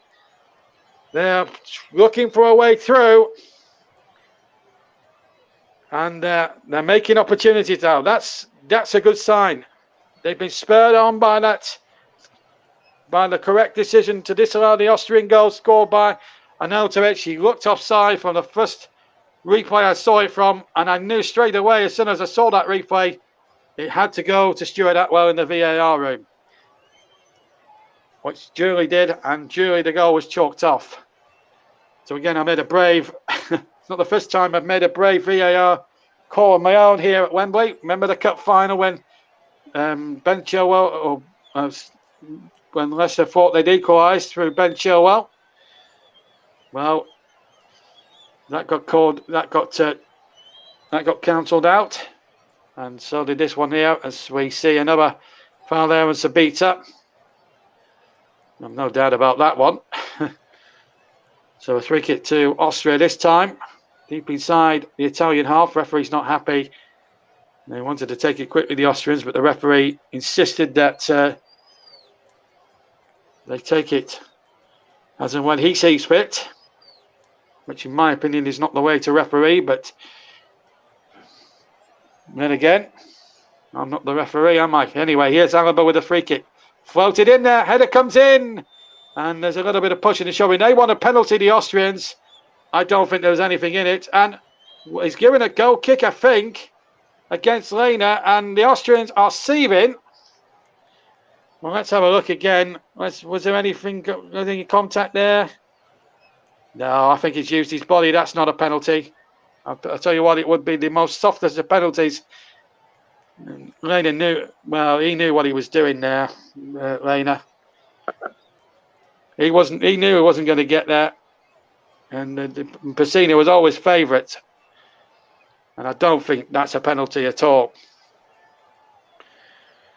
And I'm pleased to say that Anthony Taylor wasn't having any of it. And they're still arguing the decision. And Anthony Taylor will start brandishing yellow cards if the Austrians just don't. They've got to shut up now and just get on with the game.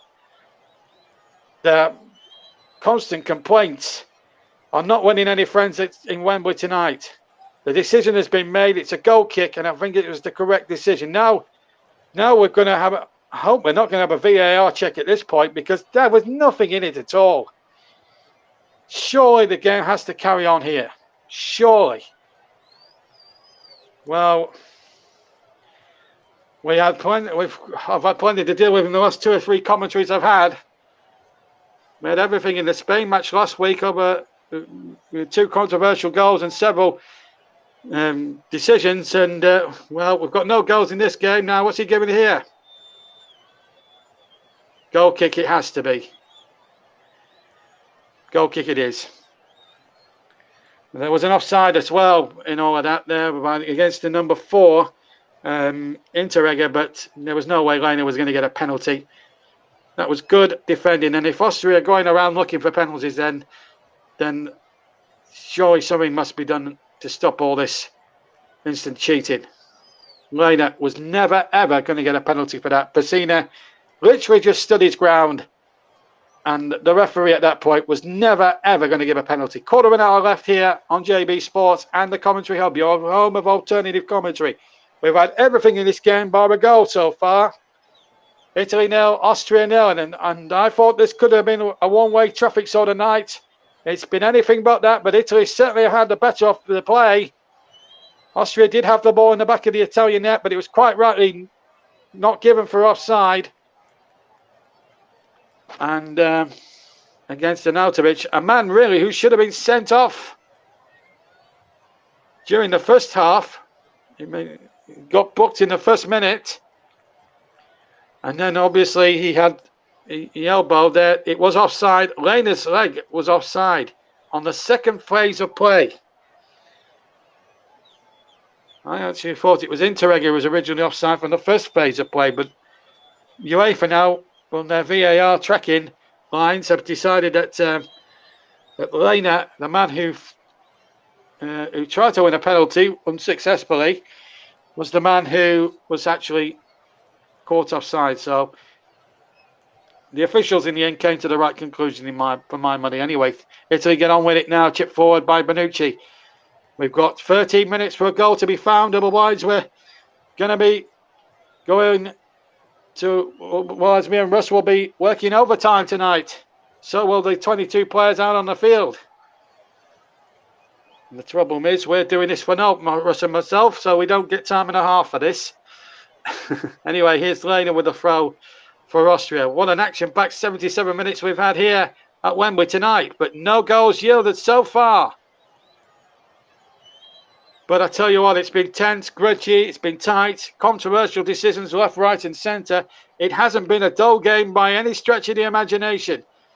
But with so much at stake, a quarter-final berth, obviously it's Russian roulette. The flag has stayed down this time, and Insigne nearly got there, but Interreg knocks it high for a corner, but the flag now is up there from Gary Bezic on the far side, and a free kick it is to Austria. But if he's offside, for the love of God, just put the flag up. And you know, I don't like it when the referee, when the player allows to go free for another 3 or 4 minutes, and then pull the play back. I just don't like that rule. I've said it throughout the regular season with this ridiculous rule from David Ellery came into being. If he's offside, just stick the flag up, blow the whistle, and get on with the game. Free kick to the opposition, get the flag up, and just go on with the game. Ridiculous offside law that we got in the game today. It's Bart Malinga now, 35 yards from goal. Sabitzer. Can Austria now shock the world and beat Italy? They haven't won against Italy. We're going back to 1960, December 1960, nearly 70 years ago.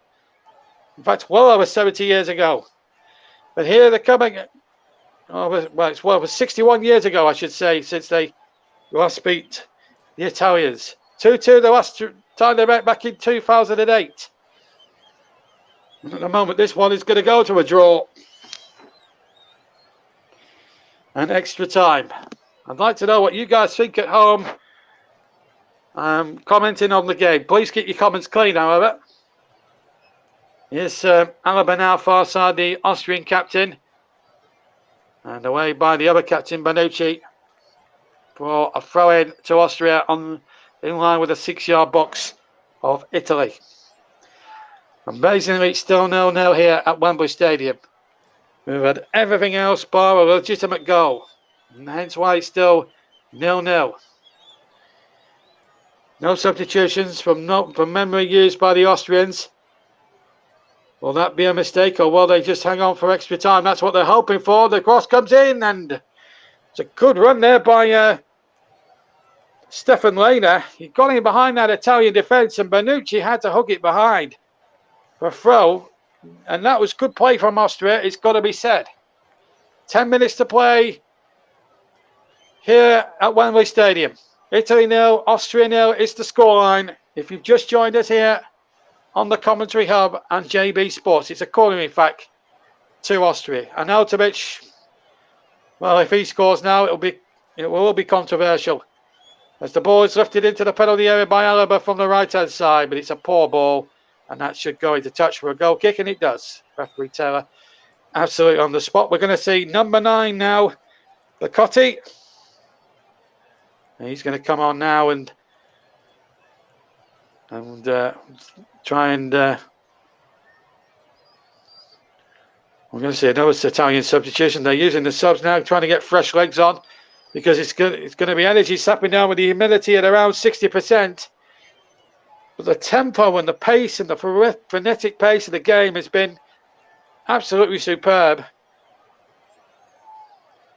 The referee's just been quite picky the second half and has made several questionable decisions. But the one big decision to rule out the Austrian goal was the correct decision. VAR proved it beyond recognition. 81.5 minutes gone, 9.5 to play, and I've got to find a man in the match out of these 22. At the moment, I'm struggling to even find one at the moment from either side. But we'll just have to plump with somebody there and just, I don't know, make up an excuse. I don't know. But it's going to be a tough call in the next 7 or 8 minutes unless somebody comes up with a moment of genius to possibly decide this /16 encounter. We're 8 minutes away, folks, from extra time at Wembley Stadium. That's where we stand right now as we go towards the business end of the game. Half an hour's extra time will be guaranteed. No golden or silver goal here in this tournament. They banished them rules a long time ago. Crossing from the left-hand side and headed away, only half away. Austria yet to make a substitution. Italy preparing a number 2 of 5 permitted. They do have an extra one in extra time.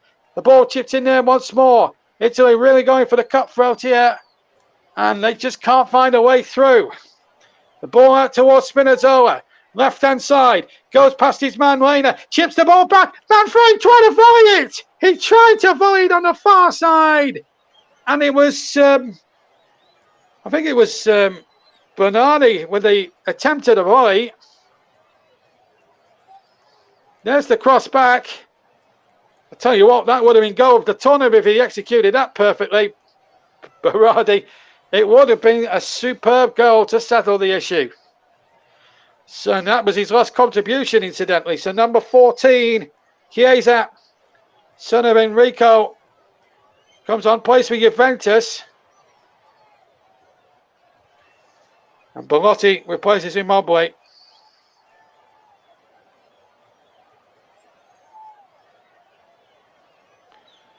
So Bellotti comes on and Chiesa replaces Domenico Bernardi. Of course, son of Enrico, of course, who played for Parma and for Italy himself in the late 1990s. But Italy now, with fresh legs, have a chance now. And a chance inside the area. And the ball laid in, couldn't find Chiesa. And Austria, desperate defending there. As Insigne tried to knock the ball in from the left-hand side. And he just couldn't fail to do, it just failed to do so. But it's Italy now finishing the stronger. With 6 minutes plus stoppage time to go. No goals scored in, if there's no goal scored in that time, half an hour's extra time will be necessary. And if it's level after that, we'll have a penalty shootout. We haven't had one yet in the tournament. Of course, Denmark and Wales finished after 90 minutes, of course. Denmark winning that one 4-0. You heard that with Nicholas Jones on the commentary. And we spoke about him at half-time. And he's had a terrific tournament. And we'll be happy to have him back on JB Sport and the commentary hub for next season. We can't wait to have him back. Alaba gets the ball forward. Austria yet to make a substitution, and I can't see any activity from their substitutes bench. Italy have thrown on 4 substitutions. They've got 1 left, plus the next one in extra time. Should it go that far? But there's 5 minutes for one moment of genius to be struck from either of these two sides. If one of them can strike, if anybody from the players that are on the field that can strike a moment of magic, it's practically next goal wins now for the next 5 minutes plus stoppage time. And I've still got to find a man in the match. At the moment, I'm plumping for an Italian, Spinazzola, who's made some terrific runs down that left-hand side. I think he's probably my favourite at the moment.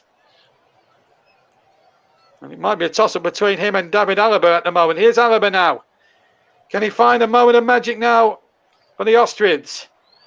Shot comes in from Sabitzer. It was a very speculative effort, and he came off Chiesa and out for a throw. 4 minutes now to go. Gonna have no voice left at the end of tonight, folks. At least the game's settled down now. And we're talking about football and not about controversial referee decisions. 4 minutes to play. If there's no decision in the next 4 minutes plus any time added on that Sandra Sharia, the fourth official from Switzerland, adds on, then we're going for a guaranteed half an hour's extra time. No, if it's still level after that, a penalty shootout. And if that is the case, we will talk you through the rules of that as we go along. Austria are holding firm, but Italy should have won this game a long time ago. No doubt about it. One or two, a jury in the crowd, a bit worried. Right now, this is, well, one mistake could prove fatal. Do or die now for one of these two teams. Who's going to do and who's going to die? Italy 0, Austria 0 here on the commentary hub at JV Sports and Periscope and Twitter and Twitch. Mike Hardeman's cello and the commentary hub too. Here comes the ball threaded through and a chance here now for the cross. And it wasn't a good cross there by Belotti. It wasn't the best cross by Belotti. Where's number 9, of course? There's a bit of a tangle there on the near side and a throw-in is being awarded to Italy. And it's Locatelli who's taken it. Insigne now chips the ball forward.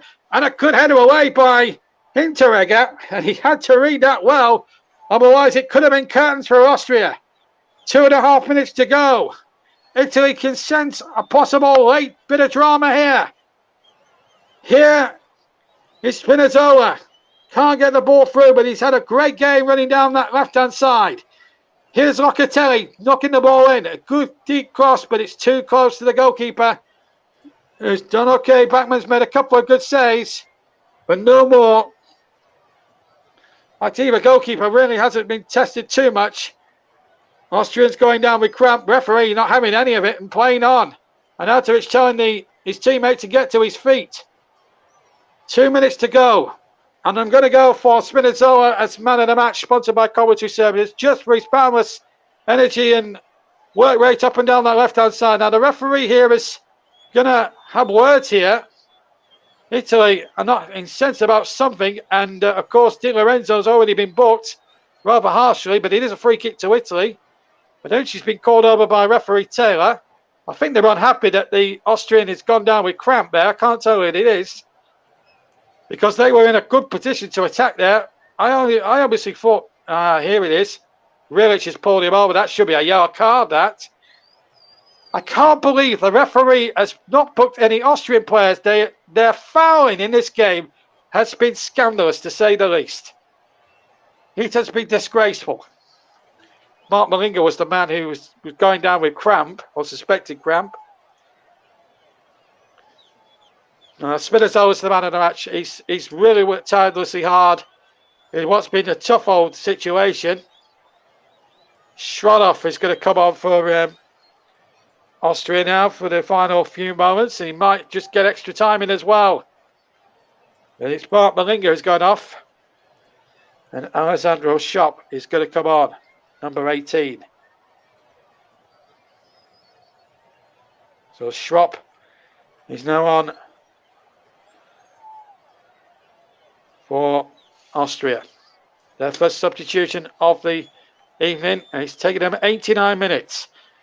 If it's level after 90 minutes, we'll cross over to Russ for his appraisal of the second half and his view on the controversial decisions that Anthony Taylor's been given. And, of course, the goal that was disallowed for offside. And we've got 5 added minutes. I'm just making it out there on the monitor. 5 added minutes it is. So 5 more minutes, folks, for one of these two sides to find a winning goal and to stop this from going to extra time. Still 0-0 if you've just joined us on the commentary hub at JB Sports. Looks like we're going for an extra half an hour, folks, the way things are going. Ball chip forward and a chance down the flag surely must be up there. And the ball, and I think the player went down the offside. And Gary Bezic, quick to put his flag up there. Looked offside as the ball was played. Yeah, it was a yard to half a yard maybe offside. It was a good decision. And of course, hope you're enjoying the coverage. Stay with us for extra time if we get that far, and we will. And I will bring you extra time. But if there's a goal scored in the remaining 4 minutes, that will be that. So in the next 4 minutes of stoppage time, it's practically next goal wins. Whoever gets the goal will be in the last 16 for absolutely sure. Bad kick away there by Backman, but he got away with it. Now, can Italy just hold on out now and see this attack out? Ball played out to Alaba, who can't keep it in. Over on the far side, it was a good idea. Marcel Sabitzer trying to get it going. Mancini looks a bit frustrated down there, over on the far side. And no wonder. It's been that sort of an evening, really. We've had everything apart from a legitimate goal. We have had the ball in the back of the net, however, but the flag was up quite rightly for offside. A little bit of a good old-fashioned show of legs in there to try and get the ball, and it's Austria have come away with the ball. 3 minutes off the 5 still to play. I will need to catch my breath for about 2 or 3 minutes and get myself prepped up for extra time now. It looks as if, unless something magical happens in the next 3 minutes, we will be going to extra time, folks. Stay with us through it.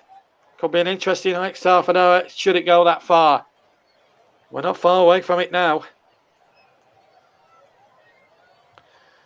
As the ball is played forward there by Schropp. And what a game the Austrian defence have put up. They've been really stout defensively. You've got to give them credit. Interrega has had a good game as well. But I just think in the terms of tireless running and not giving up, I had to give it to Spinazzola. I really thought he'd certainly give the Austrians a hard time on the left-hand side. Anyway, here he comes down to number 4. Still running, boundless energy. Finds Insigne now, left-hand side. Can Italy find a key through?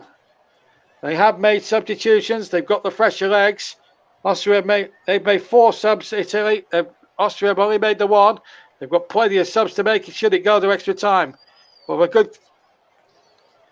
good minute and a half away from that at the moment. And Italy could score in that time. And they've gone now. It's a free kick on the edge of the penalty area.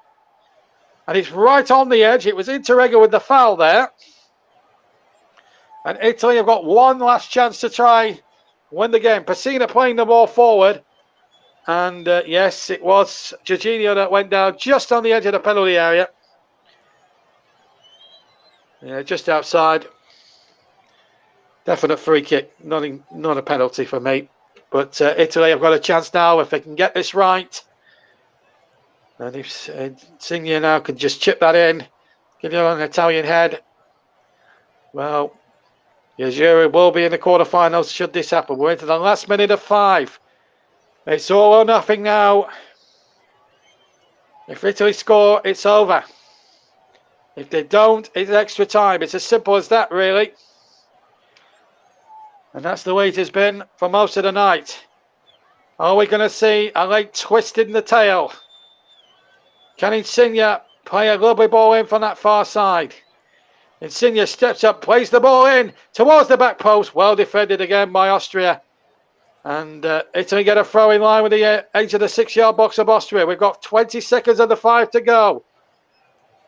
Are they going to launch a long throw? The Italians are hoping and praying now. Are we going to see one last hurrah now before extra time? Spinazzola. No, he goes short. He's gone back to Chiesa. Now Spinazzola again. And Arnautovic, who arguably should have been sent off, gets it away. And that's the end of the 90 minutes, folks. We will have an extra half an hour more. It's Italy 0, Austria 0. And we will stay for extra time, everybody. Because this game is far from over now. No, both sides couldn't be separated. Arnautovic had a goal quite rightly chalked off. And maybe justice was done in that respect. Because really, after all is said and done, he should not have been on the pitch. But there we go. That's just the way it is. So we're going to hand back to Russ for about 2 or 3 minutes. I'm going to get my breath back and get myself psyched up for extra time. But as I am back to Russ, I can tell you at 90 minutes, and we're going to extra time in a few moments' time. The scoreline after 90 minutes, Italy 0, Austria 0. Back to Russ. Thank you very much, JB, and we'll be back with him as soon as extra time gets underway, and we'll get back to him as soon as extra time does start and get underway for us. We've gone to extra time. First one in the knockout stages that has gone to extra time, and it's been a fantastic game. Italy had a lot of chances but just couldn't take them in the 90 minutes. Referee decisions were very, very poor from Anthony Taylor in the second half. And what I can say, guys, we are delighted to be welcome to the stream for a brief chat just before the first period of extra time gets underway. And let's say a very good evening to our good friend, Mr. Barry Swain. How are you doing, Barry? You all right, mate? Hi, good evening, guys. How are you? I'm all good, mate. Thank you. It's Yourself? another golf fest tonight, I see. No, not tonight, not tonight, Barry. And it's on He's not- overtime as well. Yeah, it's on overtime as well. But good to have you with us, Barry. What have you made to the 90 minutes of this game, which is yet to see a goal in this match? Yeah, it's been intriguing, hasn't it? I mean, I've been watching the second half in particular because I've been doing a bit of work, unfortunately, throughout the latter part of today and into the evening. But the first half, what I saw of it, Italy in fits and drabs, played some decent stuff, had a couple of good chances. They were the better side. Thought they might kick on like they did in the opening game against Turkey. Got better as the game got on, but they didn't. They got worse, didn't they? And full credit to Austria. They've grown in confidence, and out of which scored that goal. It was the right decision, but ultimately it goes to extra time. And I placed a bet at half time just because I've got a betting account that I forgot I had, and there's like £7 in there. I must use it up during the Euros, and I haven't used it yet. And I went in at half time and I put a bet on Austria to win this game, just a sneaky little bet. I just had a little hunch, and it nearly served it up for me. And as the second half starts, you never know what's going to happen. But if it goes to penalties, who knows? Pressure's on Italy, isn't it? It is, Barry. It is indeed. And we've had some great coverage today as well. And Nicholas did his final game of the Euros earlier for us as well, Barry. And he did another fantastic job in his game earlier, which saw Wales get knocked out. And hopefully he can join us for one more final game. But if not, he says he'll be happy to come back ready for the new season for us. I think the players are ready for the first period of extra time. But for myself and Barry, right now, we're going to hand back over to the man who's going to be describing the first period of extra time. It is JB. Over to you in 3, 2, 1. JB, the floor is yours. Thank you, guys. Thank you, Barry. Nice to have you with us, and welcome back to the commentary box, everybody. The players and the managers now have had their little team talk. It's been very close. Interesting that Barry said he had a slight wager on Austria to win. It almost came true, but for a linesman's flag and VAR, of course. But I think it would have been cruel justice on the Italians, in my humble opinion, because I felt Arnautovic at half-time should have been sent off for speaking way out of turn with the referee. But there we go. That's just the way I see things at the moment. Italy are going to kick off extra time. Just to remind you of the rules of extra time, incidentally, folks. 15 minutes each way, and if it's level after that, it will be a penalty shootout. Italy attacking the goal to my right in this first period of extra time. No substitutions during the break between the end of the second half and the start of extra time. As I say, 15 minutes time away. If it's level after that, then we'll have a penalty competition to decide who will go through to the last 8 of this brilliant tournament so far. And it's the third goalless draw, in fact, in the whole of the competition over 90 minutes. Let's see if we can get it going. Half an hour's extra time. Donnarumma, left-footed, kicks away up towards halfway. Header won back again by the Austrian defence. Italy have made 4 changes in the second half. Excuse me. And Austria the one at the end of the second half. Foul there and a free kick. And it's Schauf who's gone down there, the number 18. And he wins his side a free kick. It was Locatelli, who was superb in the game against Switzerland, which I was privileged to be the microphone for 2 of his magnificent goals, and so far 0-0. So extra time being played, folks. Keep your comments rolling in and keep them clean, folks. We are still a family show, even though we're way past the 9 o'clock watershed. Anyway, 1 minute 27 of the first period gone, and an Austria free kick. And Alaba will send it in from the left-hand side. In it goes towards the penalty area. There was 1 or 2 jostling and pushing and shoving. And it was Interrega who was penalised in the end. And a free kick quite rightly given to Italy there. As I say, there just a bit of pushing and shoving there. 6 of one, half a dozen of the other. Or to quote the old phrase, handbags at 10 paces. 2 minutes gone of extra time. Remember, it's 15 minutes time away. And if it's lower after that, penalties, I will keep in. And I'm sorry to keep banging on the drum, but if you're not used to the rules of extra time by now, then I need to keep explaining it, don't I? Anyway, 0-0 is the score. And you're live on Commentary Hub 2, JB Sports, my own channel, Mike Harneman's channel. And of course, we've got Periscope, Twitter, and Twitch listeners, of course, around the world for you to enjoy alternative commentary with myself and Russ, and of course, good old Barry Swain there chipping in with his opinions on what's gone before in the 90 minutes. It's not about what went before now. It's all about the next half an hour or so and what's going to happen now. Chiesa tries to launch an attack there. The referee's going across again. My word, Anthony Taylor has had a lot to do tonight. Well, that's certainly a foul there. And Lorenzo, I'm amazed really that he's not booked more Austrians. The fouls that Austria have put in since the first minute have been horrendous. How he's not booked half of the Austrian side, I'll never know. But yet he's booked 2 or 3 Italians for quite rightly complaining about a controversial free kick, which Austria nearly scored from through David Alaba, which didn't even look a free kick. But that is just the way I see things. Maybe Barry or Russ might have seen that differently. I wasn't listening to them at half-time. I had to get some refreshment.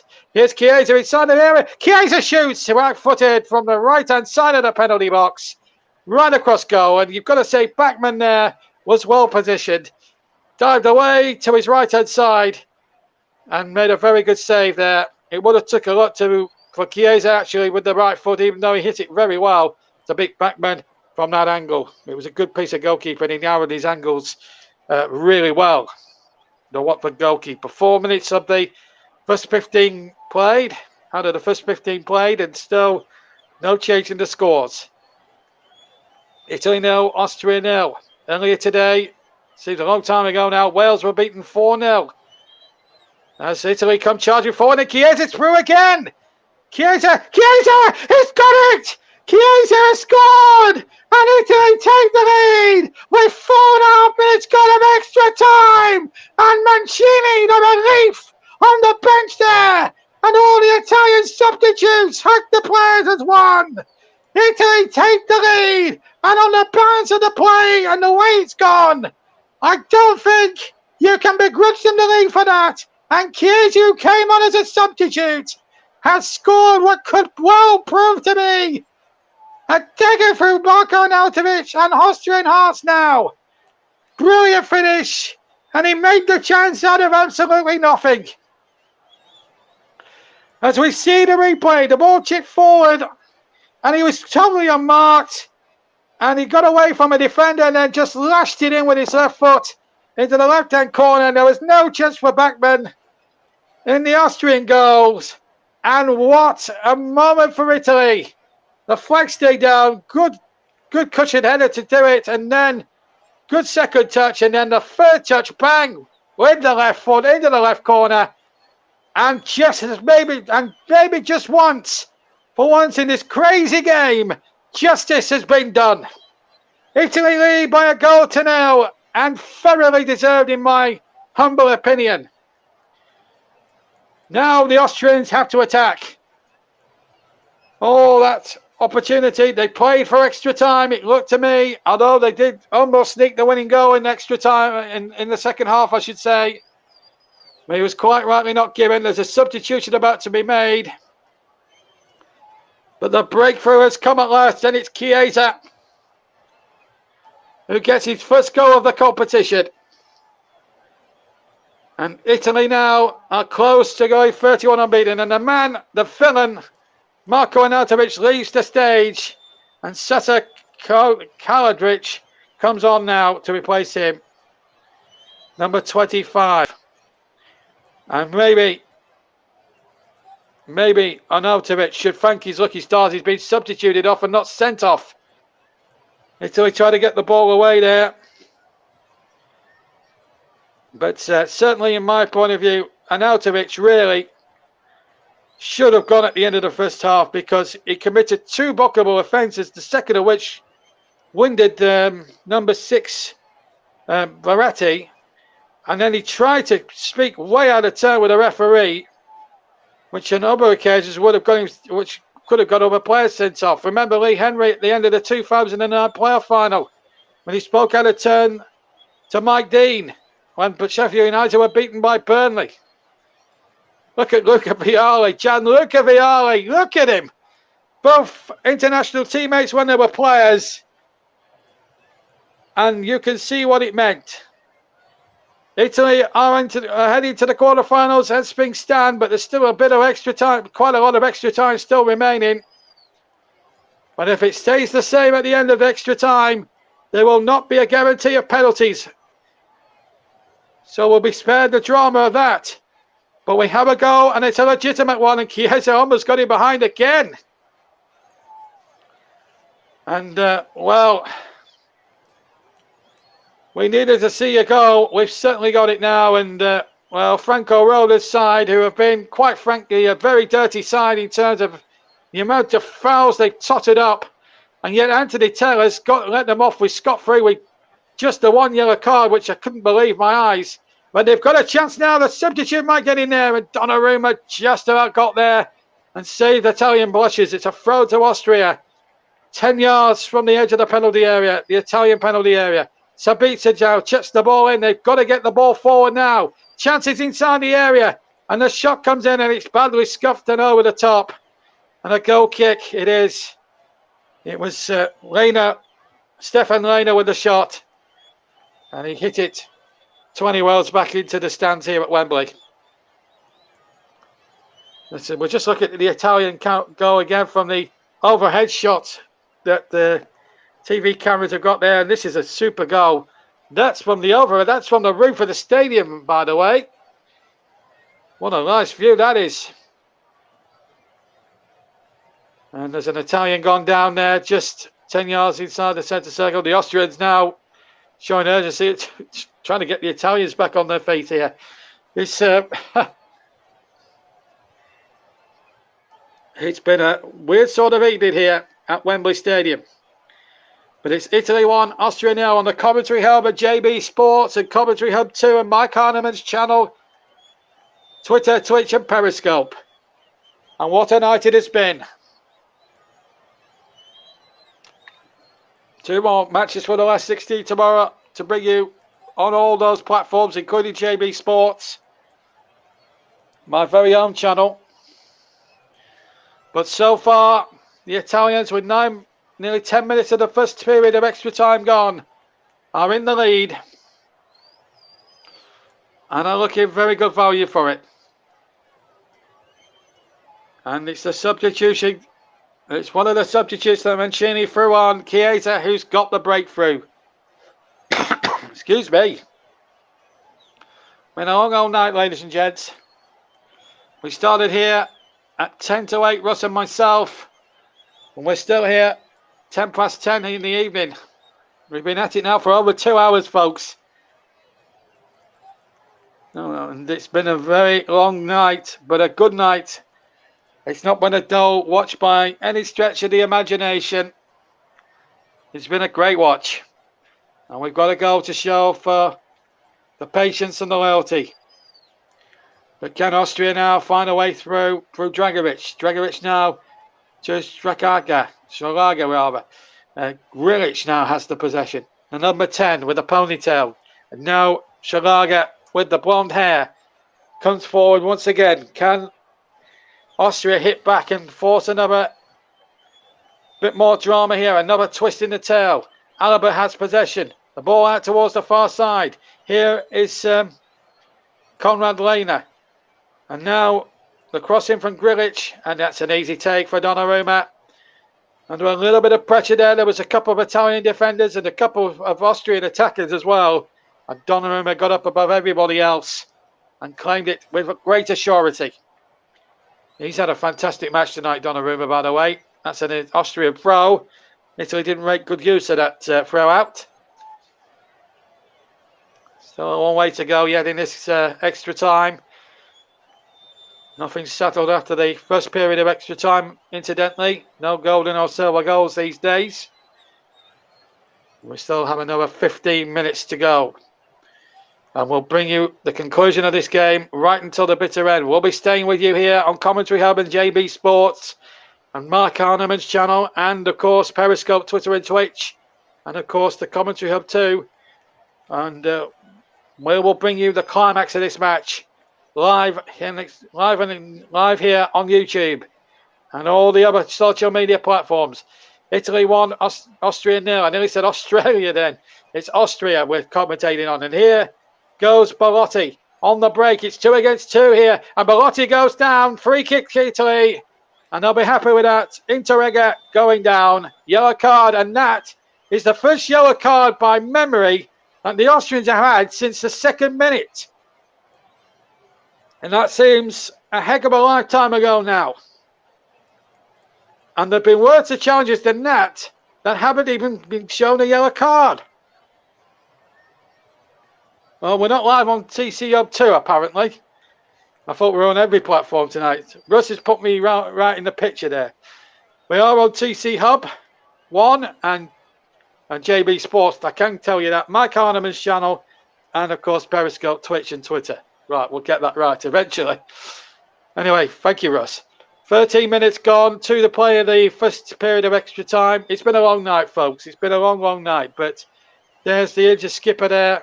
Chiellini enjoying himself now. And Italy now could really give themselves clear space between themselves and Austria if they can cook this free kick up a treat here. They lead and they deserve to be leaded. Can Italy make it safe? Insigne will take the free kick and he goes for it. And a great effort and a great save. Insigne struck it so well. Excuse me. He struck it so well with the right foot. It was curling in. And Bachmann got there and just got both hands to the ball as he dived away to his right-hand side as he looked. And palmed it out for a corner. And Insigne, who came so mighty close just seconds ago, will take the corner. Swung in there towards Di Lorenzo. The ball played back out now to the aforementioned Insigne. Italy 1, Austria 0. 30 seconds of normal time to go at the end of the first period of extra time. Goal from Chiesa. 3 minutes into the 5 or 6 minutes into the first period of extra time, and Italy are through again. Chance for 2-0, and it is 2-0! It's 2-0 to Italy! They're surely going through now! And it's another substitute, Pessina, who's surely put Italy 1 foot in the quarterfinals of the European Championships. He's shot across the goal from the left of the 6-yard box, and it flew like a rocket into the bottom right-hand corner of the net. Despair for Arnautovic, but he should have been sent off. He's probably getting the ultimate punishment now. Italy 2, Austria 0, and justice is being done in the best possible way tonight. We're into 100 minutes of stoppage time. But really, after all that's said and done, Italy's class has really shown here tonight. The ball was played in there. Austria had chances to clear, but it came to Pessina. Got the ball out of his feet. And with his left foot, slams it into the right-hand corner. And that's surely now, barring accidents, fires Italy into the quarterfinals. There's still a quarter of an hour left to play in the second period. And look at Mancini and Violi. The mirror image of the first goal, isn't it? Amazing. Absolutely amazing. Chiellini gets the seal of approval. Alba is in despair. Italy 2, Austria 0. And Austria now need the mother and father of all comebacks now. And Arnautovic knows it could well be all over. We're still playing stoppage time at the end of the first half. We're way past the first minute, and there goes the whistle from Anthony Taylor. We played 1 minute 37 in the end over the 15 minutes. Chiesa and Pessina, the two substitutes, have really made the difference for Italy. We're going to have a quick word, I think, with Russ and Barry before we come back for the second half. But at half-time and extra time, it's Italy 2, Austria 0, and you'll be back with me in about 2 or 3 minutes. Let's hear from the boys in the studio.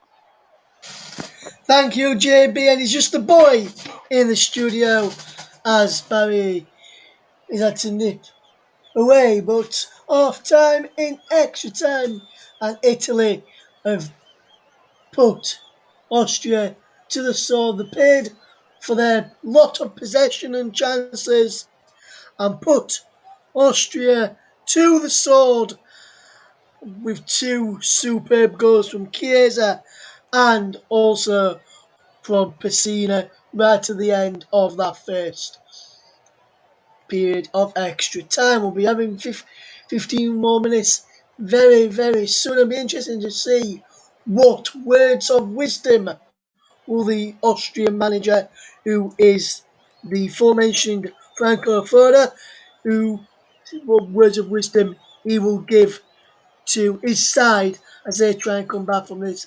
As we see Roberto Mancini just talking through some last-minute tactics for the second half, and he's telling his players what to do.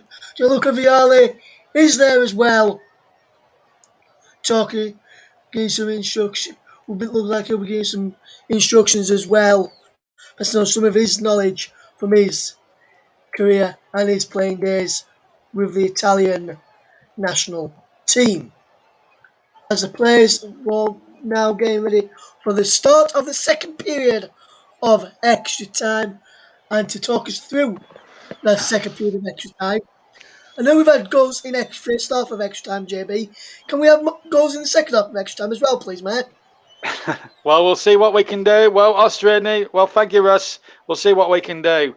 Well, Austria now needs snookers. I think that's a given. Grilic has come on, and Louis Scheib has now come on. He wears number 17, incidentally. So he is now on. Austria now have got it all to do. Gregorich has come on for Schlager as well. They would have to put on the longer names, don't they, for me? Never mind. Anyway, we're underway again in the second half, and, well, it's going to be a long road back now for Austria. There's no doubt about that. Gregorich, by the way, wears number 11, and number 17 is Shoaib, who, of course, wears number 17. So Austria making the changes necessarily, and a good effort there by one of them. I think it was Shoaib, in fact, who hit a terrific effort and almost practically with the first touch of the ball could and possibly should have put Austria back in the game, but for a fine save away to his left by Donnarumma. Well, that could have really set up a grandstand last sort of 14 minutes or so of this game. Remember, Austria need to score 2 without reply in the next 15 minutes to force the penalty shootout. If Italy score again, it's all over, and Chiesa's on the chase. He's surrounded by Austrian defenders. He's away from one of them. He gets the ball across, and Insigne now could finish. Oh, what a chance. In fact, it wasn't. It was Belotti who could have finished it off there and there. Italy's substitutions are worked. Roberto Mancini. And I make that 9 goals now in total scored by the Italians. Unanswered in this tournament. They've not conceded anything. And it looks as if it's going to be 31 games unbeaten. And the last 11 have all kept clean sheets. I think, I might be wrong, it might be 12 that kept clean sheets. The last 12 that kept clean sheets. They're so good in defence. Oh, Donnarumma dropped one there, but he was fouled when dropping the ball. And a free kick has been awarded to Italy. Well, this was the effort there. Oh, that was going in as well. It was the substitute Schaub. Hits it venomously with the left foot. And that's the best I think we've seen from the Austrians as an attacking force in extra time. And it almost got them back in the game. And Insigne now coming off to a nice applause. Brian Cristante is going to come on. And number 16.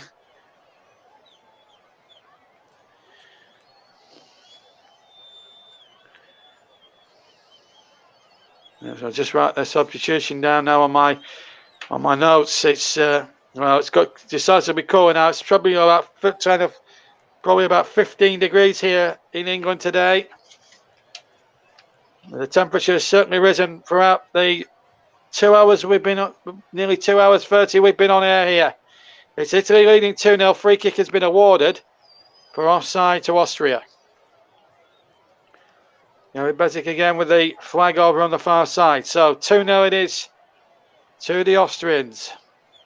And what a game it's going to be. What a match it has been. We've had frills and spills and all sorts now, but Italy will be just happy now to manage this 2-0 lead. I know Russ says he wants more goals, but if you're an Italian supporter, he won't want that. But they nearly had one on there, Austria, and they're going to try and find a way through now. They need to find something now. Alaba now. They're running out of ideas here, Austria. They've thrown up substitutes to try and wrestle the slide. Can they have another go? Sabitzer will try. Marko Arnautovic looks a full-on figure, and quite rightly so. He should have actually been sent off earlier on in the game. But it did nothing now, and here go Italy again. Could it be a third one? Wide of the target. It was Di Lorenzo making a raking 60-yard run and then trying a 25-yard spectacular. I'll tell you what, and if that had gone in, I don't think I would have had any words to describe it. It's been that sort of night, really, where it's just, the game's just ebbed and flowed. Well, it's certainly ebbed and flowed, and the pace of the game has not let up at all, despite the fact that they've been playing now for almost 110 minutes, 110 minutes of this football match. The pace of the game has been unreal, and all the substitutions have helped with the fresh legs and everything else, and they're going their way again, the Italians. They're looking to finish it off in fine style. The ball chipped forward, and it might belch Locatelli, but it comes straight into the arms of Bachmann, who has probably been Austria's best player by none in this game. 10 minutes to go, just over before the end. And the longer it goes on, it being 2-0, the less likely Austria's chances are of reaching the quarterfinals now, unless they can find a goal here. They'll have a go. Ball played back. A chance here on the far side. Sabitzer hits it over the crossbar. And that was the chance to get Austria back into the game. And he smashes it about 20 rows back. And that's been the story of the match, really, for Austria. They got him behind that time. It was a lovely cross back. Gregorich with the cross. And Sabitzer just... Well, that was his first effort. It was charged away by Di Lorenzo, and then the angle was so tight. It would have took a miracle, in fairness, to beat Donnarumma from the most acutest of angles, despite the frustrations of many Austrians in the crowd here tonight. Italy now just need to keep possession. Game management's there. Name of the game. Belotti's now got away now for Italy, and he goes down. The referee got to give a free kick for that. And a yellow card surely has to be brandished here for Konrad Lehmer. Surely. Some of the fouls that Austria have put in tonight has been disgraceful, really, but they are being rightfully punished now for their actions. And to be fair, I don't think anyone could begrudge Italy the victory now, should it end this way. We're coming up to 18.5 minutes left of the extra time, and a third Italian goal would really leave Austria with more than just one or two snookers. It would leave them with about 8 snookers at this point, because time would not be their friend. And it's Belotti who was fouled, who's going to take the free kick. 25 yards out, right of centre. Can he get it over that 4-man Austrian wall and maybe just test goalkeeper Blackman here at this point? What a way it could be for Italy to finish it off. It's Belotti with free kick. It came off the wall. Belotti just about got there. And now Austria can counter-attack. But what a game it has been. I don't think there's drama. And what a good challenge that was by Belotti. No foul there on Alaba, who's trying to make out that he's been injured. I don't think that was the case. That was a good old-fashioned tackle. Gets the ball. Sometimes you just have to clatter and just take the lot, really, when you're putting in a challenge like that. Belotti certainly did that. There was nothing wrong with that tackle at all. Well, looks like Italy are in to the quarterfinals of the championship unless Austria can come back with the greatest, the mother and daddy of all comebacks. And they almost did. The corner has been given, I think. Schab wants a corner. I think a goal kick has been given. But he had a chance here to pull it back to 2-1 on the left foot on the volley. And what a volley that might have been. Oh, it just comes off the back of Spinazzola's head. And it was a great block. Number 6 now on. And that's Ilsanka, Konrad Lehmer. So, he's also on. And Chris Trimmel is on for Stefan Lehner. So, it's all happening here. Schab will take the corner. Here comes the corner from Schab into the area. Oh, it's gone in! They are back in it, and it's a goal! Well, it's the number 26 that got the header in. It's Klazovic has scored, and Italy have conceded the first goal of the championships and their first goal for sub-11 matches. And all of a sudden, with 6 minutes to stop extra time to go, it's not over yet. Austria have scored, and it came from the near post. There was a bit of shirt tugging as well. Donnarumma will be annoyed with himself, having been beaten at the near post. And Austria have fought back well. They're going 2 goals down and get themselves back in it. 2-1 now. And we're in for a dramatic grandstand the last 6.5 minutes now. Italy have possession. They've conceded their first goal in the championship. Austria still need to find another one. And if they do that inside the next 5.5 minutes for stoppage time, it will be a penalty shootout. And my goodness me, what a drama we've had here tonight at Wembley Stadium. It's been a terrific match. The long ball forward and headed on. And hooked away by Bonucci, but it's 2 up and under. It's not got enough legs to get it out. Austria try gamely to keep it in on that near side. That's the man who's got it. Sasa Kalajic. 1 goal in 4 games. That's his first goal in the championships. Here's how it happened. There's the corner, and it's the tale of the substitutes.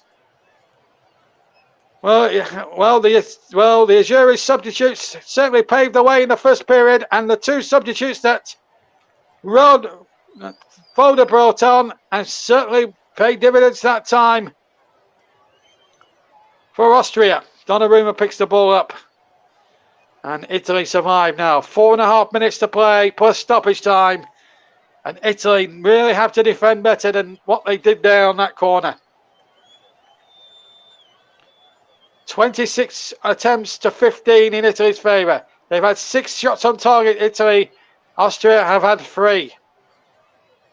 But the main scoreline at the moment reads 2-1 as we now go into 4 minutes with 4 minutes to go. Live on the commentary helm, JB Sports, Mike Harneman's channel, Periscope, Twitter and Twitch. What a terrific game and football we've seen here in extra time. Free kick to Italy over on the far side, 20 yards inside. El Sanka, the man penalised. Now Spallotti back to his feet. And Italy will be happy. They've got a free kick deep inside the Austrian half. It was a definite foul there by El Sanka there. Well, my notes are all over the place with all the substitutions that have taken place. Left, right and centre here tonight. Well, what's not in doubt is, as the clock stacks 10:30 here tonight here in London. What can't be denied here, we've had a great game of football and I think the better team are still winning.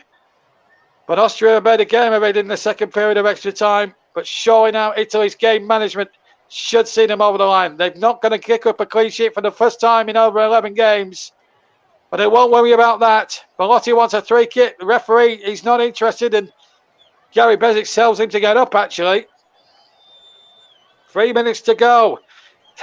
The tension on the benches over on the far side is almost unbelievable. It's impalpable, really. Italy get the throw, and the tension here is unbearable. 2.5 minutes of stoppage time to play. Goal kick Austria. They haven't got time to mess about now. They've got to get the ball forward. Prayers being offered by some Italians in the crowd. The Azzurri want the final whistle. It's a long way off, just a little way off that at the moment. About 2 minutes for stoppage time away. Just to remind you the man of the match in case you missed it. Sponsored by Commentary Services. I did on Spinazzola. He really ran the channels well. Chance here for Austria inside the penalty area. Comes there, the volley wide. Grigoric with the shot, left-footed. And if that had gone in, well, it would have been a great goal, but he scuffs it. And scuffs it about 3 or 4 yards wide of Donnarumma's far post. And Italy survive now with 90 seconds of stoppage time left to play. And Donnarumma will take as much time as legal as he can. Just hooks the ball away right-footed. 3/4 of the way up the field. Into the Austrian half of the field. Austria get the ball forward now. Break is on. Surely the ball will be back to Donnarumma again. No nonsense. Just kicks it away right-footed. Towards halfway. Italy get possession. This has been a terrific game of football. And onside is Chiesa. He might chip the goalkeeper. Chiesa to make it up to him. Shaw, no!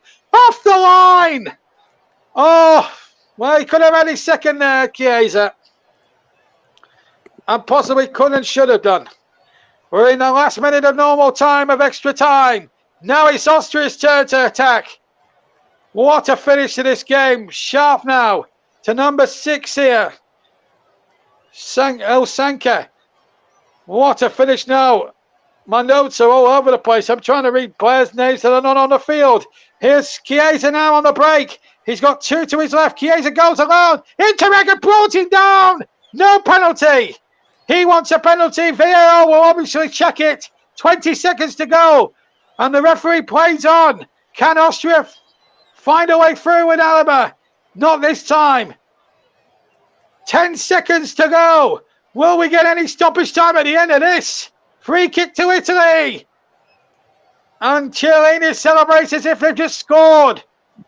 We're now into stoppage time. Italy nearly there. They're just seconds away from the quarterfinals of the European Championships. They're going to bring on the substitution Toloni. The Azzurri are nearly there. They're going to bring Tonioli on. They want the final whistle. And we play 25 seconds of the one added. And surely the referee will add on a bit more time. Dragovic has been booked for speaking out of turn. What a terrific game of football. We've had everything. Controversy, goals, incidents, disallowed goals, the whole lot. The one thing we could and should have had really was a red card for Nautovic. But that really doesn't matter now if Italy hold on to win this match because they'll feel that the ultimate justice has been done. Seconds remain. We've played the 1 minute. Now it's down to Mr. Taylor's discretion. It's Austria not giving in yet. Di Lorenzo boots it into touch. Or boots it away. And there goes the whistle! Italy are in the quarterfinals! Hook or by crook of the European Championships. Austria gave it their all, but it wasn't enough. And Italy's class showed in the end. Chiesa got the first goal, and Pessina the second one. They led 2-0 after the halfway mark of extra time. Then Kovacevic pulled one back for Austria, but they just weren't good enough on the evening. And if I'm being honest, they didn't do enough really to even get a penalty shootout out of it. They were terrible, really. Some of the fouling, some of the tackling was absolutely disgraceful. And Marko Arnautovic, arguably at the end of the first half, should and could have been sent off. But maybe the ultimate justice has been done at the terms of the scoreline. Italy go through after a dramatic night at Wembley Stadium. And I hope you've enjoyed it with us here on JB Sports and the Commentary Hub and all the other social media platforms. Tears for Austria, but they deserve to be out. Italy had the better of the chances and took them when they needed to. They're now in a huddle and they know what it means. They may not have kept a clean sheet tonight, but that doesn't matter in the grand scheme of things. The fact of the matter is they're in the quarterfinals. And they're in the quarterfinals. Austria, well, I'm afraid they've not won many friends tonight, I'm afraid, with some of their awful challenges and some of their back chat. But Italy played the football and won the day by 2-1 after extra time. It finished 0-0, incidentally, at the end of extra time. And just to remind you, Spinazzola got the man in the match, sponsored by Commentary Services. So that's it from me. I need a break after this. I need to lie down. Possibly go to sleep. I might go to bed early. It's been a long, long day. But it's Italy who go through after a long old night, but a dramatic night. Chiesa and Pessina the heroes. It's finished here as we hand back to Russ Vernon. Italy 2, Austria 1. Russ. Thank you very much, John and JB. JB, thank you very much for your brilliant commentary this evening. Go and have a lie down, mate. Go to bed early.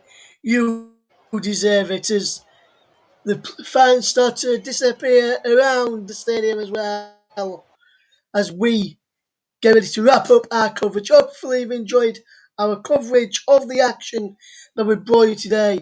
First we saw Denmark go through as they beat Wales by 4-0, and then Italy had to do it through extra time and come through as they beat Austria by 2-1. And JB, I know you mentioned during the commentary that Arnautovic should have been sent off at the end of the first half, but for me, he shouldn't have even been playing in this game. He was found guilty of racism towards Legionatus Ezcan Alioski. And if we just point back to when Kiko Ksy was found guilty of racism towards Jonathan Leko when he was playing for Leeds and Leko was playing for Charlton, Kiko Ksy got a 10-game ban. Arnautovic only got a 1-game ban. So Arnautovic should have even been playing in this game tonight. I just say, Russ, that just proves the inconsistency of